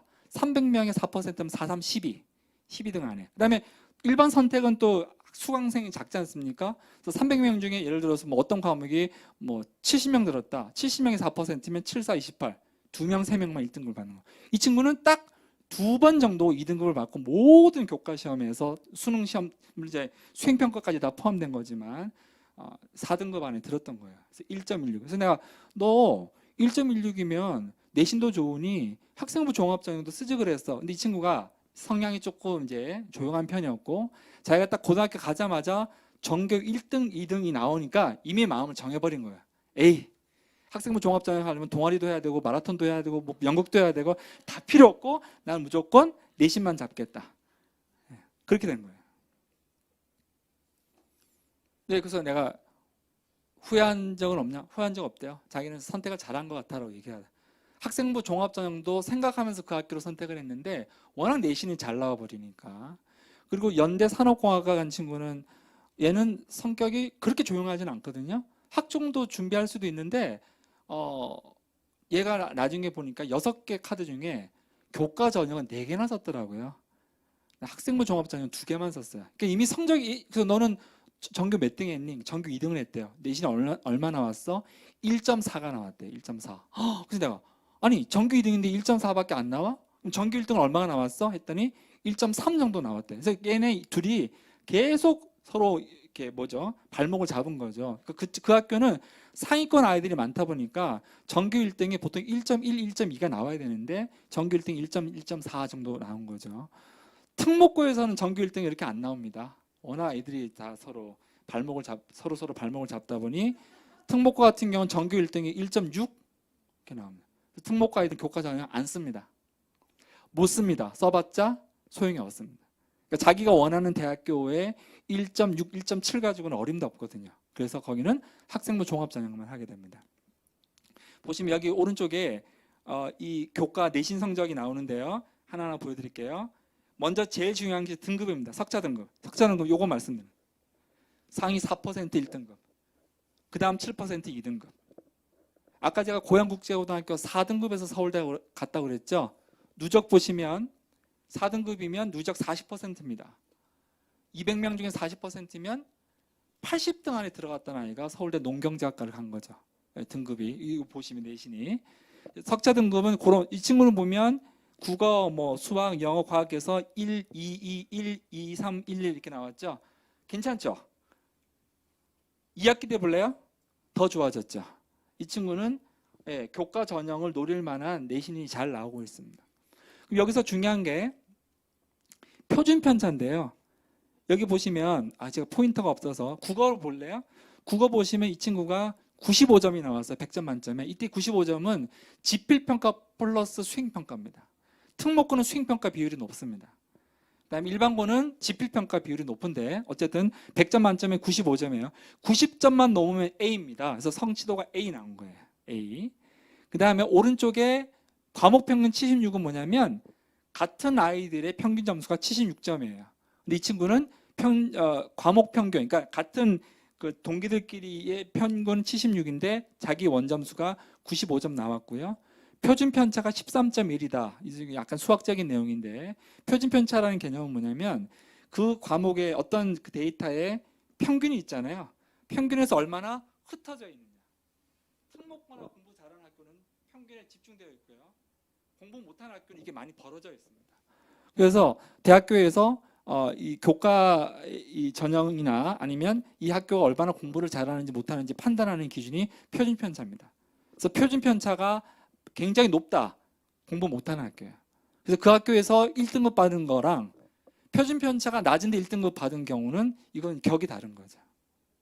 이 학교는 보면 13점, 12점, 15점. 여기는 조금 그래도 공부를 하는 편입니다. 근데 보통 공부를 좀 이렇게 잘 하지 못하는 학교들은 표준 편차가 30점 이렇게 나옵니다. 수학 같은 경우는 더군다나 더 많이 벌어집니다. 그래서 이 학생부 종합전형의 폐해를 보완하기 위해서 아이들 내신만 가지고 학생을 뽑겠다라는 경향성이 짙어져서 요즘에 우수한 아이들이 자사고나 특목고보다는 이 교과 전형 쪽으로 많이 기울고 있어요. 그래서 상대적으로 요즘에 특목고 자사고 아이들의 수준이 떨어졌습니다. 떨어졌는데도 크게 문제가 안 되는 것이 워낙 학생부 종합전형에 맞추어서 많이 써주다 보니까 이전보다 좀 아이들의 실력이 떨어졌음에도 불구하고 굉장히 성과가 잘 나오고 있는데, 고양국제고등학교 같은 경우에는 이제 제가 근무했던 학교로 계속 연락이 되고 있거든요. 같이 그때 200명 졸업인데요. 이번에 서울대 1차가 23명인가가 됐고요. 최종적으로 14명이 됐습니다. 그래서 전국 순위 7위를 달성했는데요. 그럼 거기는 선생님들이 뭐라고 평가하냐면 이전에 비해서 아이들이 수준이 떨어졌음에도 불구하고 학생부 종합전형의 힘으로 서울대를 13, 14명 간 거죠. 200명 중 13, 14명 간 거니까 되게 잘 간 거죠. 그죠? 예, 그래서 어쨌든 이런 식으로 교과 전형을 지금 하고 있다. 그래서 우리 아이가 좀 이렇게 내성적이고 대신 열심히 파고드는 성격이에요. 여기서 내신은 지필평가뿐만 아니라 수행평가도 잘 해야 되거든요. 그래서 뭐 아시겠지만 남녀공학에서는 남학생들이 불리합니다. 남학생들이 수행평가를 잘 챙기지 않습니다. 여학생들은 잘 챙깁니다. 그래서 많은 그 남고생들의 부모님들은 아이가 남자 고등학교 가기를 원하죠. 남자만 있는 고등학교. 다 같이 수행평가를 안 챙기기 때문에. 근데 남녀가 섞여 있잖아요. 여학생들이 다 챙겨요. 여학생들은 아주 꼼꼼하게 다 챙기거든요. 그래서 결국은 이런 남녀공학에서 많은 남학생들이 나중에 내신도 잘 안 나오고 그러니까 A 하면서 이제 수능으로 올인하게 되는 겁니다. 예, 이거 아시겠죠? 여기서 나중에 성적표 나오면 이게 다 나오거든요. 원점수 100점 만점에 90점 이상 A, 80점 이상 B. 그다음에 과목 평균 나오고 그 같은 동기생들의 전체적인 어떤 평균, 그리고 표준 편차. 표준 편차를 봐서 표준 편차가 굉장히 뭐 촘촘하게 10점대 뭐 이렇게 나와 있다. 그 학교 공부 잘하는 학교고요. 그게 20점 3점 넘어간다.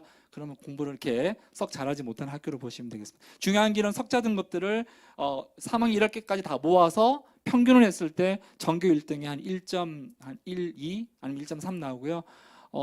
저기 고양시에 있는 그냥 그만한 공부를 썩 잘하는 학교는 아닌데 그 학교에서 2.34인 학생이 교과 전형으로 이번에 국민대에 들어갔습니다.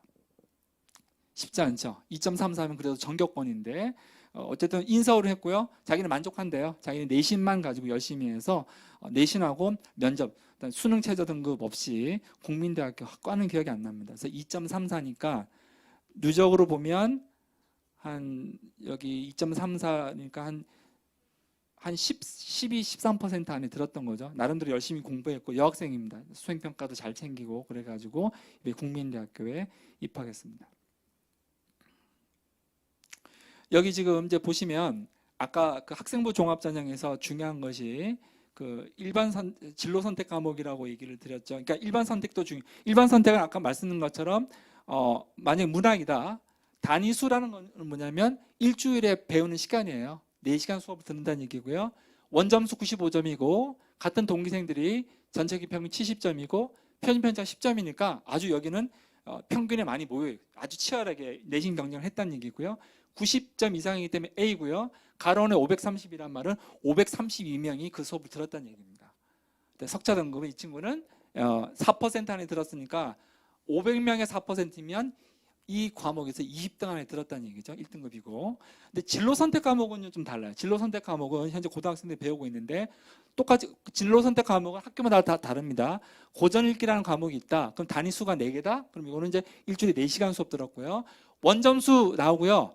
과목 평균까지는 나옵니다. 그다음에 중요한 것이 여기는 석차 등급이 없습니다. 그냥 성취도 90점 이상이니까 A고요. 수강자 숫자 나오고 대신 여기는 A, B, C만 주어집니다. A, B, C. 90점 이상이면 A, 그 다음 점수면 B, 그 다음 점수면 C. 그 다음에 옆에 퍼센트는요.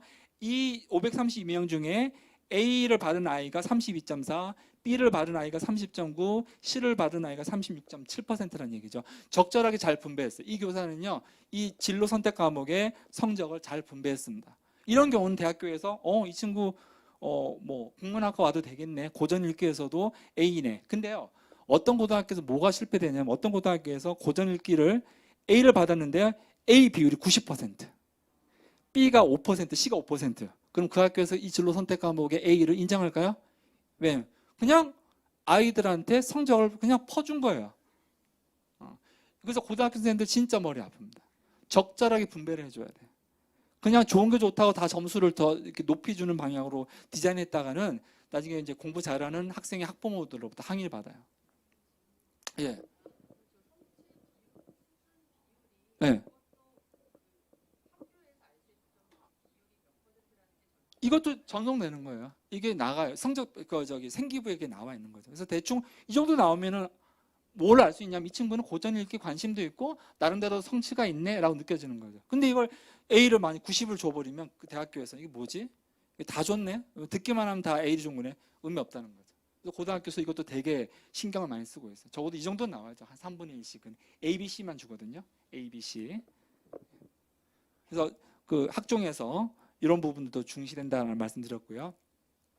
그다음에 마지막 이제 수능입니다. 수능. 수능에 대해서는 솔직히 제가 입시 설명을 할 필요가 없습니다. 그냥 잘 풀면 됩니다. 잘 풀면 됩니다. 그래도 현재 그 상위권 16개 대학교는 40%를 지금 현재 수능으로 뽑고 있거든요. 그래서 아셔야 될 것만 제가 말씀드릴게요. 수능에 대해서는요. 먼저 이 친구를 제가 좀 보여드려요. 이 친구래요. 이 사람 기억나세요? 우리 세대 이걸 알면 옛날 이제 연식이 좀 많이 되신 거죠.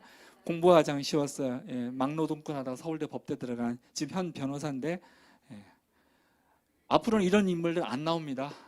지금 학원의 도움을 받아야 됩니다. 학교에서는 안 됩니다. 학교에 있는 공부만으로는 어렵고요. 학교 공부 플러스 학원, 세계적인 학원 시스템을 저희가 가지고 있지 않습니까? 이런 친구 나오기 힘듭니다. 앞으로. 알고 봤더니 저랑 동갑이더라고요. 이제 아까 이과의 문과 침공에 대해서 말씀드려야 되는데 2022학년부터, 그러니까 작년부터 올해도 마찬가지고요. 문과 이과가 통합된 수능입니다. 전에는 문과 이과가 이제 수능이 수학이 대표적인데요. 국어, 문과형 국어, 문과형 이과형 국어, 그다음에 수학 가나로 해서 갈렸는데 지금 합쳐졌어요. 이 보세요. 거기 보면 보면 수학인데요. 30문항 중에 22문항은 똑같습니다. 근데 그 중에서 8문항이 선택인데요. 확통, 확률과 통계, 미적분, 기하 요 세 개 중에 선택을 해야 되는데 보통 문과 성향의 아이들은 확통을 선택하고요. 이과 성향의 아이들은 미적분하고 기하를 선택합니다. 근데 요즘에 이과가 되게 중시되잖아요. 그래서 많은 이과 쪽의 학과를 운영하는 대학교에서 이 대학교에 예를 들어서 물리학과라든가 무슨 컴퓨터 공학과를 가려면 미적분이나 기하를 들어야 돼요. 그걸 선택을 하게 돼 있어, 아예. 그럼 문과 아이들은 확통만 듣겠죠.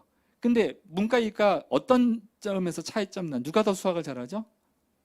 이과가 잘하잖아요. 결국은 이렇게 수학을 한 과목으로 수능에서 하다 보니까 수능에서 예전 같았으면 문과생에서 1등급 나왔던 아이들이 이과생이 몰려서 2등급, 3등급 나와버리는 거예요. 상대적으로 이과생들은 미적분하고 기하를 잘해서 문과 아이들이 밑에서 점수를 받쳐주고 있다 보니까 이전보다 점수가 잘 나오는 거예요. 그리고 또 이제 문이과 통합을 했으니까 대학교에서 교차 지원 가능하다. 얼마든지 문과에서 이과 지원해도 되고 이과에서 문과 지원해도 된다. 라고 얘기했어요. 그래서 많은 이과생들이 자기가 원하는 물리학과 가고 싶은데 점수가 모자라니 문과 쪽으로 침공을 해버린 거죠. 그래서 누가 손해를 봤을까요? 문과 성향의 아이들이 손해를 봤죠. 그럼 이제 어떤 사람은 그러면 문과인들도 미적하고 기하하면 되지 않느냐? 안 되죠. 미적 기하를 공부를 할 수 있는 상황이 아닌데. 그래서 이 지점에서 굉장히 실패를 맛봐가지고 정부에서 지금 이 부분을 고치려고 하고 있어요. 이제는 문과생이 이과생 쪽에 만약에 과목을 학과를 가고 싶다, 꼭 미적분 기하 아니어도 된다라고 선언한 학교들이 많아졌는데 그럼에도 불구하고 문과 학생들이 미적분하고 기하를 선택하기는 쉽지 않습니다. 이미 지난 2, 3년 동안 확률과 통계 쪽을 많이 기울였거든요. 미적분 하려면 힘들잖아요. 문과생들이 미적분 기하하기가 쉽지 않고, 물론 이제 통합적인 인재는 이과 문과적 상황, 옛날에 우리가 알고 있는 많은 학자들은 문이과, 신학, 법학, 생물, 의학 다 했거든요.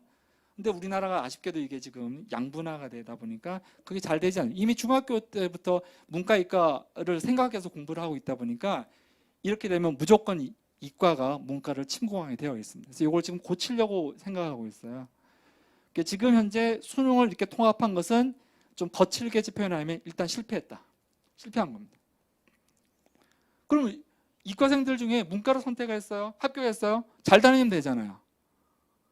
많이들 반수한다니까요. 문과 나와서 취직이 되겠냐 하면서 그냥 대학교 학적 걸어두고 반수, 재수, 삼수 한다니까요. 그러니까 대학교 입장에서도 너무 난감한 거예요.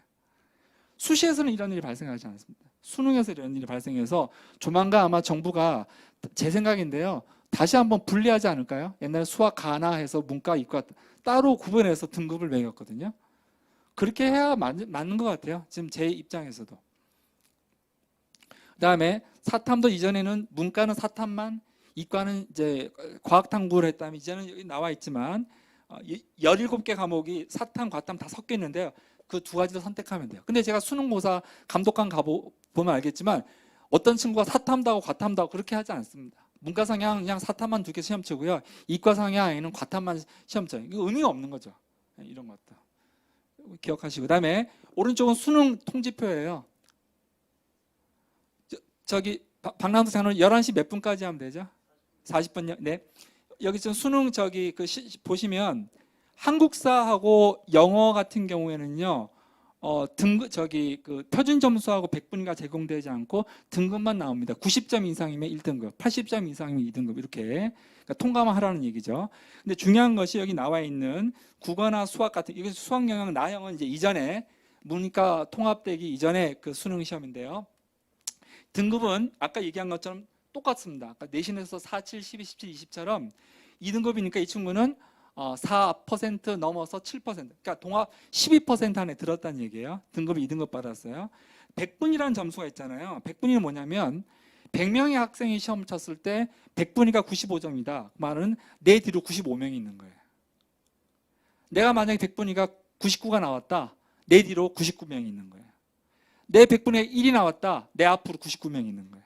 100분위는 그냥 그 성적을 그대로 줄을 세워서 순위만 정하는 거예요. 보시면 죄송해요. 국어하고 수학이 둘 다 2등급이고 100분위가 지금 또 똑같이 95위에 위치하여 있잖아요. 근데 대학교에서 중요한 것은 뭐냐면 표준 점수예요. 그러니까 등급은 이제 아까 학생부 종합전형에서 수능 최저 등급을 요구한다고 했을 때 이걸 갖고 얘기하지만 정시에서는 주로 표준 점수 갖고 얘기하거든요. 근데 보세요.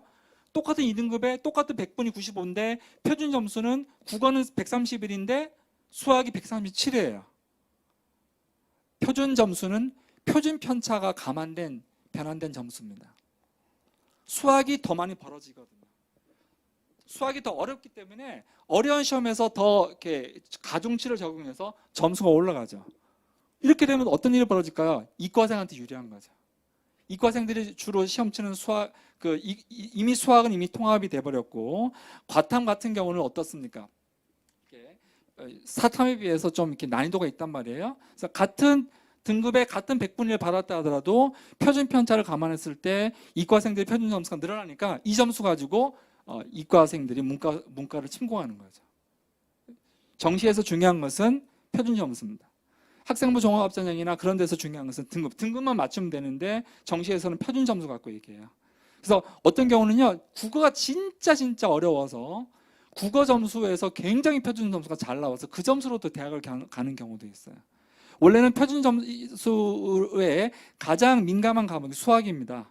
수학이 원래 많이 벌어져 있잖아요. 근데 요 몇 년 사이에 국어의 그 독해 문제가 너무 어려워가지고 거기서 거의 만점 받다시피 한 친구의 표준 점수가 굉장히 높아가지고 수학을 못해도 국어에서 나온 표준 점수만 가지고 또 이렇게 대학을 가는 경우도 가끔 발생합니다. 실패한 거죠, 난이도 조절에. 그래서 예나 지금이나 좀 수학을 잘해야 대학을 간다는 이유가 뭐냐면 수학에서 잘해야 내신도 잘 받지만 혹시라도 정시까지 가게 됐을 때 수학에서 높은 점수를 받게 되면 잘 맞으면 표준 점수를 더 많이 받게 돼서 그 점수 가지고 대학을 지원할 수 있으니까 그래서 예나 지금이나 수학을 잘해야 대학 간다 그런 격언이 있을 정도입니다. 대입 공정성 강화 로드맵에 따라서 뭐 여기 나와 있지만 다 무시하고요. 2024년 올해 고3 아이들 내년 대학교 갈 때 자기소개서도 없습니다. 학종에서. 그리고 16개 대학 정시 선발은 40%로 이미 맞췄습니다. 이미 재작년도에 학종이 너무 수시가 좀 너무 이렇게 뭡니까 불공정하다라는 여론이 있다 보니까 수능을 통해서 현재 그 상위 대학들 같은 경우에 현재 전 신입생의 40%를 수능으로 뽑고 있습니다.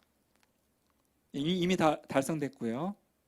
그다음에 논술 전형에 또 이렇게 일말에 어떤 이렇게 뭐라고 하죠? 이렇게 관심을 두고 준비하는, 그렇게 하지 마십시오. 논술 전형을 통해서 대학교 들어가는 경우는 진짜 힘듭니다. 여기에 초점 맞춰서 논술학원 보내지 마십시오. 의미 없습니다. 그날의 진짜 운에 따라서 될 수도 있고 안 될 수도 있는, 이걸 50대 50으로 보시면 안 됩니다. 이걸 노리고 또 몇몇 대학교에서 논술 전형을 통해서 또 학생들을 뽑으려고 대학교 입학 전형료 수입만 많이 늘려주는데요. 정부에서는 왜 이걸 없애려고 하냐면 사교육이 너무 많이 들어가는 거예요. 이걸 통해서 대학교 가기 쉽지 않습니다. 저도 제가 고양국제고등학교 근무할 때 논술 전형을 통해서 지가 원하는 대학교 가는 친구는 200명 중에 한두 명 나올까 말까입니다. 의미 없습니다. 몇 가지 향후 대입 추세를 가늠할 수 있는 몇 가지만 보여드릴게요. 먼저 학령 인구 추이를 보시면 여기 지금 우리 고1 학생도 있는데 2026년도에 대학을 가는 2007년생들 경우가 학생 수가 47만 명입니다. 이게 참 웃기죠. 황금 돼지띠거든요. 근데 오히려 그런 개인의 선택이 학생들 전체적으로 봤을 때는 마이너스입니다. 제일 많잖아요, 지금. 아이고. 2021년도 올해 대학교 3학년 아이들 43만 명은요, 대한민국 역사상 처음으로 43만 명이 40만 대로 추락한 해입니다. 그 수준이 제일 유지하다가 2026년도 대입, 즉 2007년생들이 정점을 찍고 다시 또 떨어집니다. 이 숫자도 무시하지 못하는 게 자기가 원하는 대학교 갈 때 이 전체적인 학령 인구도 중요하거든요. 그 다음에 2023학년도 대입 전형, 그러니까 올해 대학교 간 아이들입니다. 내년도는 이제 올 5월달, 7월달 나와야 그때 이제 나오겠지만, 저 위에 2021학년도 상위 12개 대학, 우리가 흔히 뭐 탑 12개 대학은 41,788명을 뽑는데 수시를 통해서 25,000명, 60%, 정시 40%, 딱 맞췄습니다. 대학교에서 왜 이렇게 순종적일까요? 이렇게 해주지 않으면 교육부에서 예산 지원 안 해주거든요. 정확히 맞춰줬고요. 그다음에 올해 2023학년도에 인서울 학생이 87,371명입니다. 이 서울에 있는 모든 대학. 거기에 학생부 종합전형을 통해서 31.5%, 학생부 교과전형, 교과 내신으로만 16%, 논술 6.7%인데 이건 점점 줄어들 겁니다. 논술을 없애야 됩니다. 대학교에서 이걸 자꾸 가지고 있으면 정부에서, 교육부에서 지원을 하지 않겠대요. 실기 실적은 여러분들 뭐 피아노라든가 무용이라든가 그런 거니까 5.1%. 그다음에 수능을 통해서는 현재 상위 12개 대학교는 40%입니다만 다른 대학들은 수능을 통해서는 이게 재정이 운영이 안 돼요. 왔다가 애들 반수를 해버리니까 이왕이면 학생부 종합전형 수시를 통해서 뽑고자 원해서 아직은 40% 채워지지 않았습니다. 근데 조금 더 늘어나는 분위기긴 해요. 36.6%. 그 대충 6대 4로 보십시오. 수시 60%, 정시 40%. 주요 대학 6개 정도의 그 학생부 종합전형하고 그 교과전형 제가 좀 안내를 해드릴게요. 이거는 올해 들어간 아이들이에요.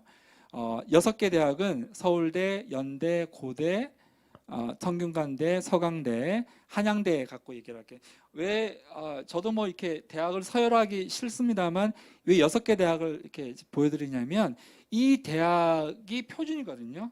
이 대학을 많이 쫓아가요. 많은 대학들. 그래서 이것만 보시면 되는데, 먼저 서울대 같은 경우는 학종 표준대학교입니다. 가장 학종다운 학종을 하고 있는데요. 처음에 지역균형 선발로 562명을 뽑습니다. 이거는 그 고등학교에서 전교 2등까지 카드가 주어집니다. 3배수 뽑습니다. 서류 70% 아이들 생기고요.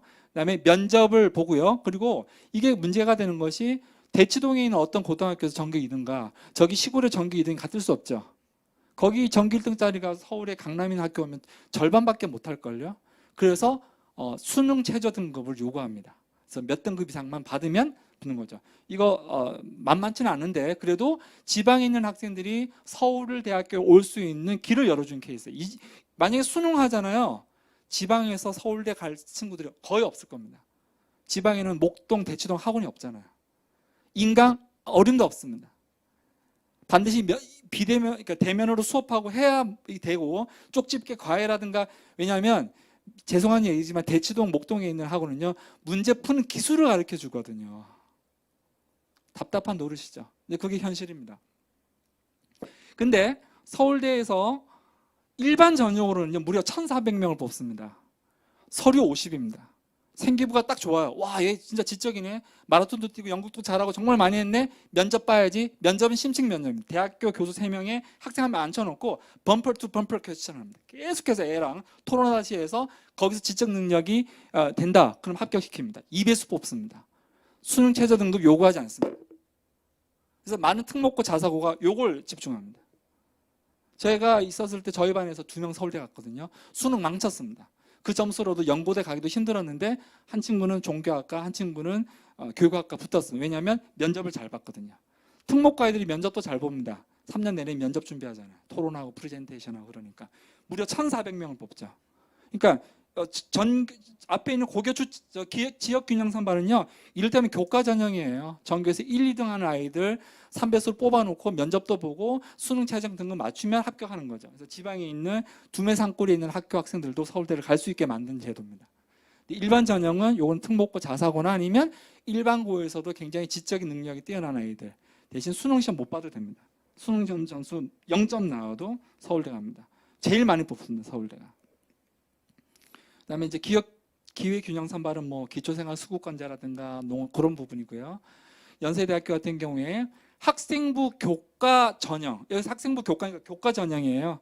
3학년 재직에 5%의 추천을 받아서 내신 60%, 면접, 그다음에 여기도 수능 점수 반영되지 않습니다. 수능 못 봐도 돼요. 내신만 잘 받고 면접만 잘 보면 되죠. 그다음에 또 활동 우수형 전형이 있는데 요거는 뭐 학교 생활 아주 잘한 열심히 생활한 친구들 그래서 서류 60, 면접 40. 그러나 여기는 지방에 있는 아이들하고의 어떤 형평성이 있다 보니까 수능 최저 등급을 요구하고요. 국제형은 주로 이제 영어를 잘하는 해외에서 왔다든가 영어를 굉장히 잘하는 친구들 쪽이고요. 뭐 유디라든가 하스가 여기에 해당합니다.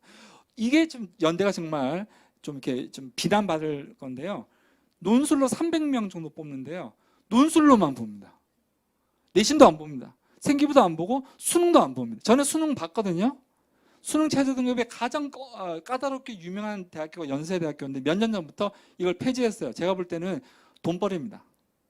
수십만 명이 시험 봅니다. 아미가 한 번 할 때마다 건물 하나씩 세울걸요. 이날 되면 신촌 완전 교통 통제됩니다. 보세요. 말이 안 되잖아요. 어떻게 수능 최저 등급을 요구하지 않습니까? 글만 그날따라 포텐이 터져서 잘 쓰면 붙는다니까요. 근데 이런 친구는 몇백 명 중에 한 명입니다. 여기에 이제 관심 기울이시면 안 됩니다.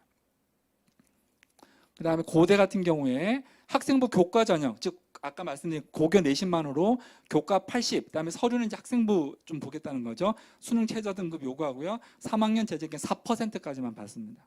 그다음에 학업 우수자 전형, 우리 다원교회에서 간 친구가 이쪽인데요. 서류 70, 면접 30, 수능 최저 등급 맞췄습니다. 그래서 여기 붙었고요. 그다음에 계열 적합형은요, 전형적인 학생부 종합 전형인데 수능 보지 않습니다.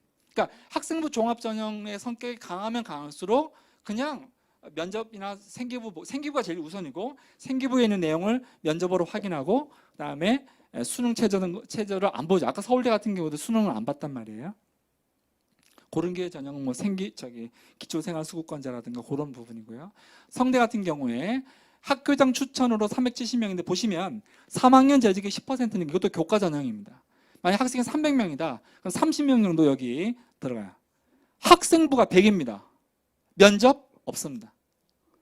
수능 최저는 요구합니다. 적어도 몇 등급 이상을 받아라. 뭐 국영수, 도합, 뭐 8등급 이내, 7등급 이내.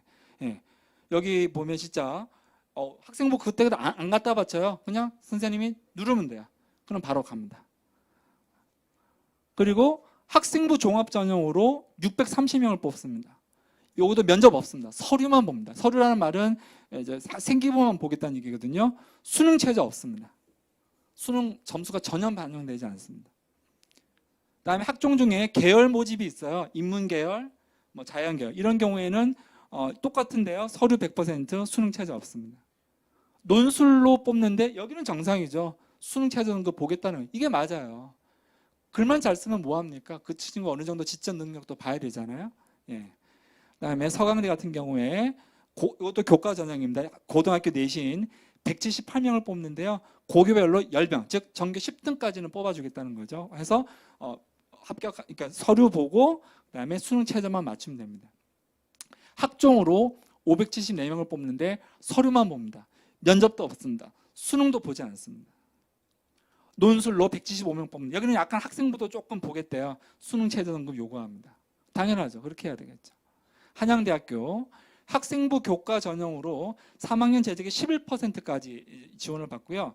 교과만 봅니다. 교과 내신만 보고요. 수능 최저 보지 않습니다. 면접 없습니다.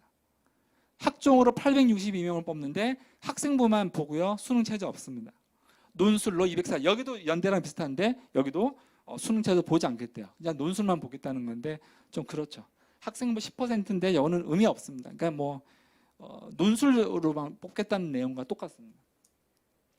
그래서 이제 마지막인데요. 고등학교를 선택하실 때 아이가 활동적이냐 적극적이냐 신중하고 내향적이냐. 신중하고 내향적이다 교과 전형을 하셔야 되고요.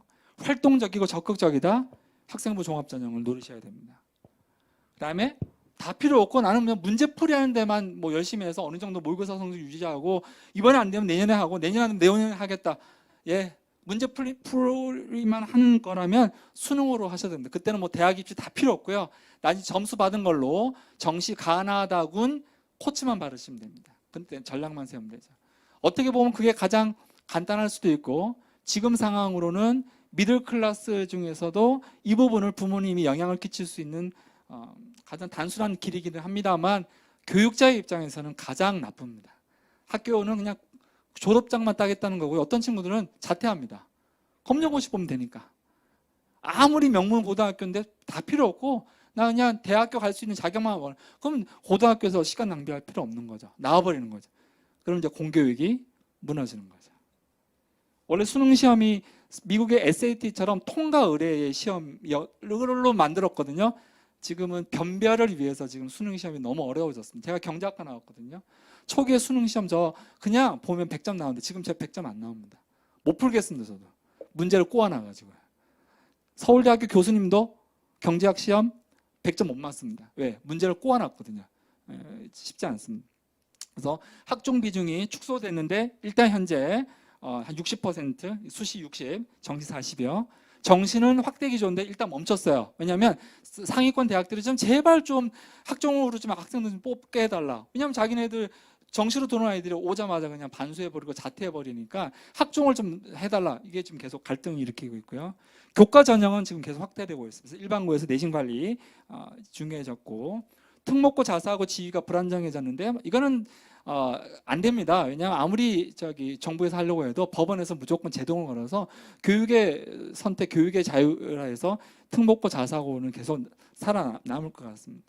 내신 관리를 위해서 우수 학생들이 일반고 지원이 많아진 추세입니다. 전에 특목고로만 갔다면 지금은 그러지 않습니다. 교과 전형이나 내신을 위해서 일반고로 많이 가고 있다는 것. 그다음에 수학 영역이 문과 통합으로 문과생이 불리해졌습니다. 등급과 표준 점수에서. 근데 이 부분은 아마 정부에서 아마 뭔가 조치를 내놓을 것 같고요.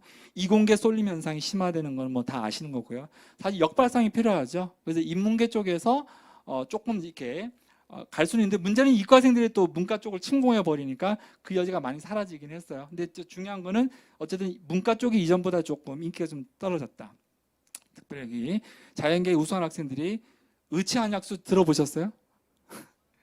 무슨 뭐 어디 산에 약수 이름 같죠?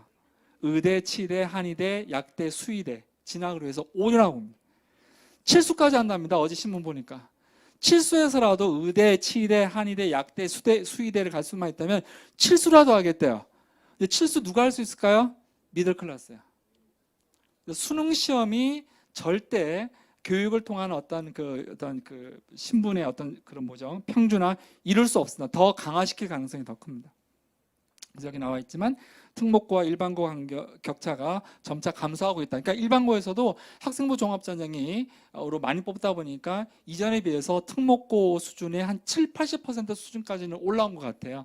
잘 적어주고 있어요. 특별히 공부 잘하는 녀석들은 신경을 써서 많이 적어주고 있지만 나는 그래도 학생부 종합전형을 통해서 정말 좋은 대학교를 가기를 원한다. 그러면 특목고에다가 많이 지원하는 게 더 좋을 수 있습니다. 아니면 일반고에 가서도 열심히 하는 모습을 보이면 그 교과 교사가 아까 말씀드린 교과 세특, 이제 교과 세특이 가장 중요하거든요. 그걸 다 잘 해주실 것 같습니다. 여기까지입니다. 이제 5분 초과했습니다. 여기까지 하도록 하겠습니다. 수고 많으셨습니다. 혹시 나중에 뭐 개별적으로도 저한테 질문하시겠지만 혹시 또 들으시면서 궁금하신 점이 있으면 제가 아는 선에서 예. 네. 네네. 그것도 같은 경향으로. 네네. 이렇게 고교학점제가 이제 올해 중1인가요? 작년 중1 학년부터 이제 예, 고교학점제를 지금 고등학교 준비를 하고 있거든요. 근데 이 프레임에서 벗어나지 않습니다. 똑같습니다. 그냥 고교학점제라는 걸 가지고 몇 학점 이상이 되면 졸업을 시킨다 하잖아요. 근데 그때도 학생부 종합전형이 사라지지 않고요. 네가 학점을 받을 때 어떤 교과목에서 받을래? 그 선택이 중요하고요. 그 교과에서 선생님이 또 교과 세특은 적어줘야 되거든요. 그래서 크게 달라지지 않습니다. 예. 다만 이제 고교 학점제가 되면 뭐 A 고등학교 학생이 B 학교 가서 수업도 들을 수 있고 뭐 그런 식의 지금 제도를 하려고 하지만 실제적으로 어떻게 될지는 저도 그거는 잘 모르겠습니다. 예. 어쨌든 고등학교가 굉장히 좀 그거 때문에 되게 골치가 아프다고 하지만 기본적으로 학생부 종합전형, 교과전형, 그다음에 이제 정시전 이 프레임은 앞으로 제 생각인데 10년은 갈 것 같습니다. 10년은 갈 것 같습니다. 네. 저희 감사한데요. 네. 그 음악 미술이나 체육에 관심 있는 학생들도 있을 거 아닙니까? 네. 그런 경우에도 지금 말씀해주신 내용에 포함되어 있는 건지. 근데 음미체 같은 경우에는 실기를 좀 많이 보더라고요. 그래서 실기를 많이 보기 때문에 거기는 내신이나 뭐 수능 점수보다는 실기 위주로 가야 돼서 제가 오늘 한 내용하고는 사실은 조금 연관성은 떨어집니다. 이제 몇몇 대학교들은 그럼에도 불구하고 수능 점수나 내신을 잘 보는 대학도 있지만 대다수의 음미체는 실기 쪽만 잘 보면 예. 그러니까 예를 들면 뭐 무용을 잘한다. 그럼 무용 학원에 가서 무용 배우고 또 입상을 하고. 왜냐하면 실기 쪽에서 또 수상을 하게 되면 그거는 학교 바깥의 활동임에도 불구하고 특기자 전형이기 때문에 다 대학교의 내용이 다 들어가거든요. 지금 현재 여기서 나오는 모든 내용들은 학교 안에서만 이루어지는 것만 생기부에 기재가 되고요. 대입에 반영되지 않는데 특기자 전형 같은 경우는 학교 바깥에서 했던 뭐 수상 경력이나 그런 것도 다 대학교에 집어넣을 수 있거든요. 가령 뭐 토플 점수 뭐 그런 건 음미체는 아닙니다만 그런 것도 집어넣을 수 있는 대학교가 있으니까 음미체는 좀 오늘 제가 설명한 거하고 좀 다릅니다. 실기만 준비해도 충분합니다. 네. 예. 예. 저 아이가 이렇게 원하는 성향이 있는데 그거를 과를 먼저 정해서 학교별로 이렇게 분석을 한 다음에 준비를 하는 게 나은지. 당연하죠. 과를 먼저 해야죠. 예. 과를 중학교 몇 학년이죠? 2학년이면 예. 성향을 보시고 아이 성향 먼저 보시고 그다음에 어떤 학과를 중시하느냐 지금부터라도 관심이 있게 되면 그 관심도가 고등학교까지 연결되면 그런 쪽으로 해서 지원해 나가고 가서 또 이제 그 내신이나 뭐 학교 활동을 열심히 해서 전반적으로 굉장히 양호한 그런 내신도 나오고 활동도 좋다. 그러면 이제 대학교가 결정이 되겠죠. 예. 저는 중요한 거는 물론 이제 스페셜리스트냐 제너럴리스트냐도 중요한데 사실은 좀 관리하기 편하기는 스페셜리스트가 더 낫습니다. 방향성을 가지고 뭐 교육학은 교육학과, 역사학은 역사학. 근데 어떤 경우는 제너럴리스트도 있습니다. 전반적으로 모든 쪽에 관심 있는 친구들이 있거든요. 그런 친구들은 아까 보면 성균관대 같은 경우는 계열 모집도 하거든요. 서울대도 계열 모집이 있습니다. 서울대도 문과 계열, 그러니까 인문과학 계열, 그다음에 뭐죠? 사회과학 계열, 자연과학 계열 그렇게 지원할 수도 있거든요. 그럴 때는 제너럴리스트도 괜찮죠. 근데 좀 그래도 조금 저 개인적인 생각은 질서 있게 방향성 있게 접근하기 위해서는 어떤 학과를 정해놓고 그런 관점에서 접근하는 것이 훨씬 더 낫긴 합니다. 네. 네. 막내가 중학교 이제 올라가는데요. 고등학교 선택하는 게 되게 중요한 것 같은데 특목고도 있고 영재고도 있고 자사고도 있고 이게 너무 많아서 어떻게 이거를 해야 될지 이게 너무 영재고는요 과학고라고 생각하시면 되고요. 영재고는 수학이나 과학에서 아주 우수한 성적을 얻게 되면 그쪽은 보통 3월, 4월부터 이렇게 입시를 하게 되거든요. 1학기에 다 끝이 나요. 거기 떨어지면 이제 다음으로 가게 되는데 걱정하지 않으셔도 되는 게 아이가 진짜 영재고나 과학고 진출을 원한다면 거기에 맞추어서 다 죄송한 얘기지만 학원 시스템이 잘 돼 있습니다. 거기에 준비해서 중학교에서 해줄 수 있는 게 없습니다. 예. 주로 수학, 과학 필기 시험을 보거든요. 거기는. 예. 그 성적이 잘 나오면 붙여줍니다. 과학고. 전주 상산고 같은 경우 의대 많이 가잖아요. 거기도 시험을 보거든요. 예. 거기는 주로 수학이나 과학을 많이 보죠. 그런 데는 이제 아이가 정말 잘해요. 수학을 잘한다. 그러면 거기에 관심 기울이고 하시면 이미 다 정보가 다 널려 있습니다. 그거는. 학교에서는 딱히 안 해줍니다. 모든 중학교에서는 그런 걸 해주지는 않습니다. 거의 95% 이상은 뭐 특목고나 아니면 일반고로 가기 때문에 말씀하신 영재고나 그런 경우는 따로 준비들을 많이 하시더라고요. 근데 다만 아이가 얼마나 수학을 잘하느냐, 과학을 잘하느냐를 보셔야 돼요. 거기는 생기부도 안 보더라고요. 그냥 수학 성적이 수학 지필평가, 그러니까 그 학교에서 치르는 시험이에요. 그것만 잘하면 다 되더라고요. 전주 상산고는 시험 문제 푼 다음에 그쪽 있는 교사랑 면접도 하더라고요. 그래서 뽑기도 하고 떨어지면 뭐 그 다음 또 선택을 하면 되고. 예. 네.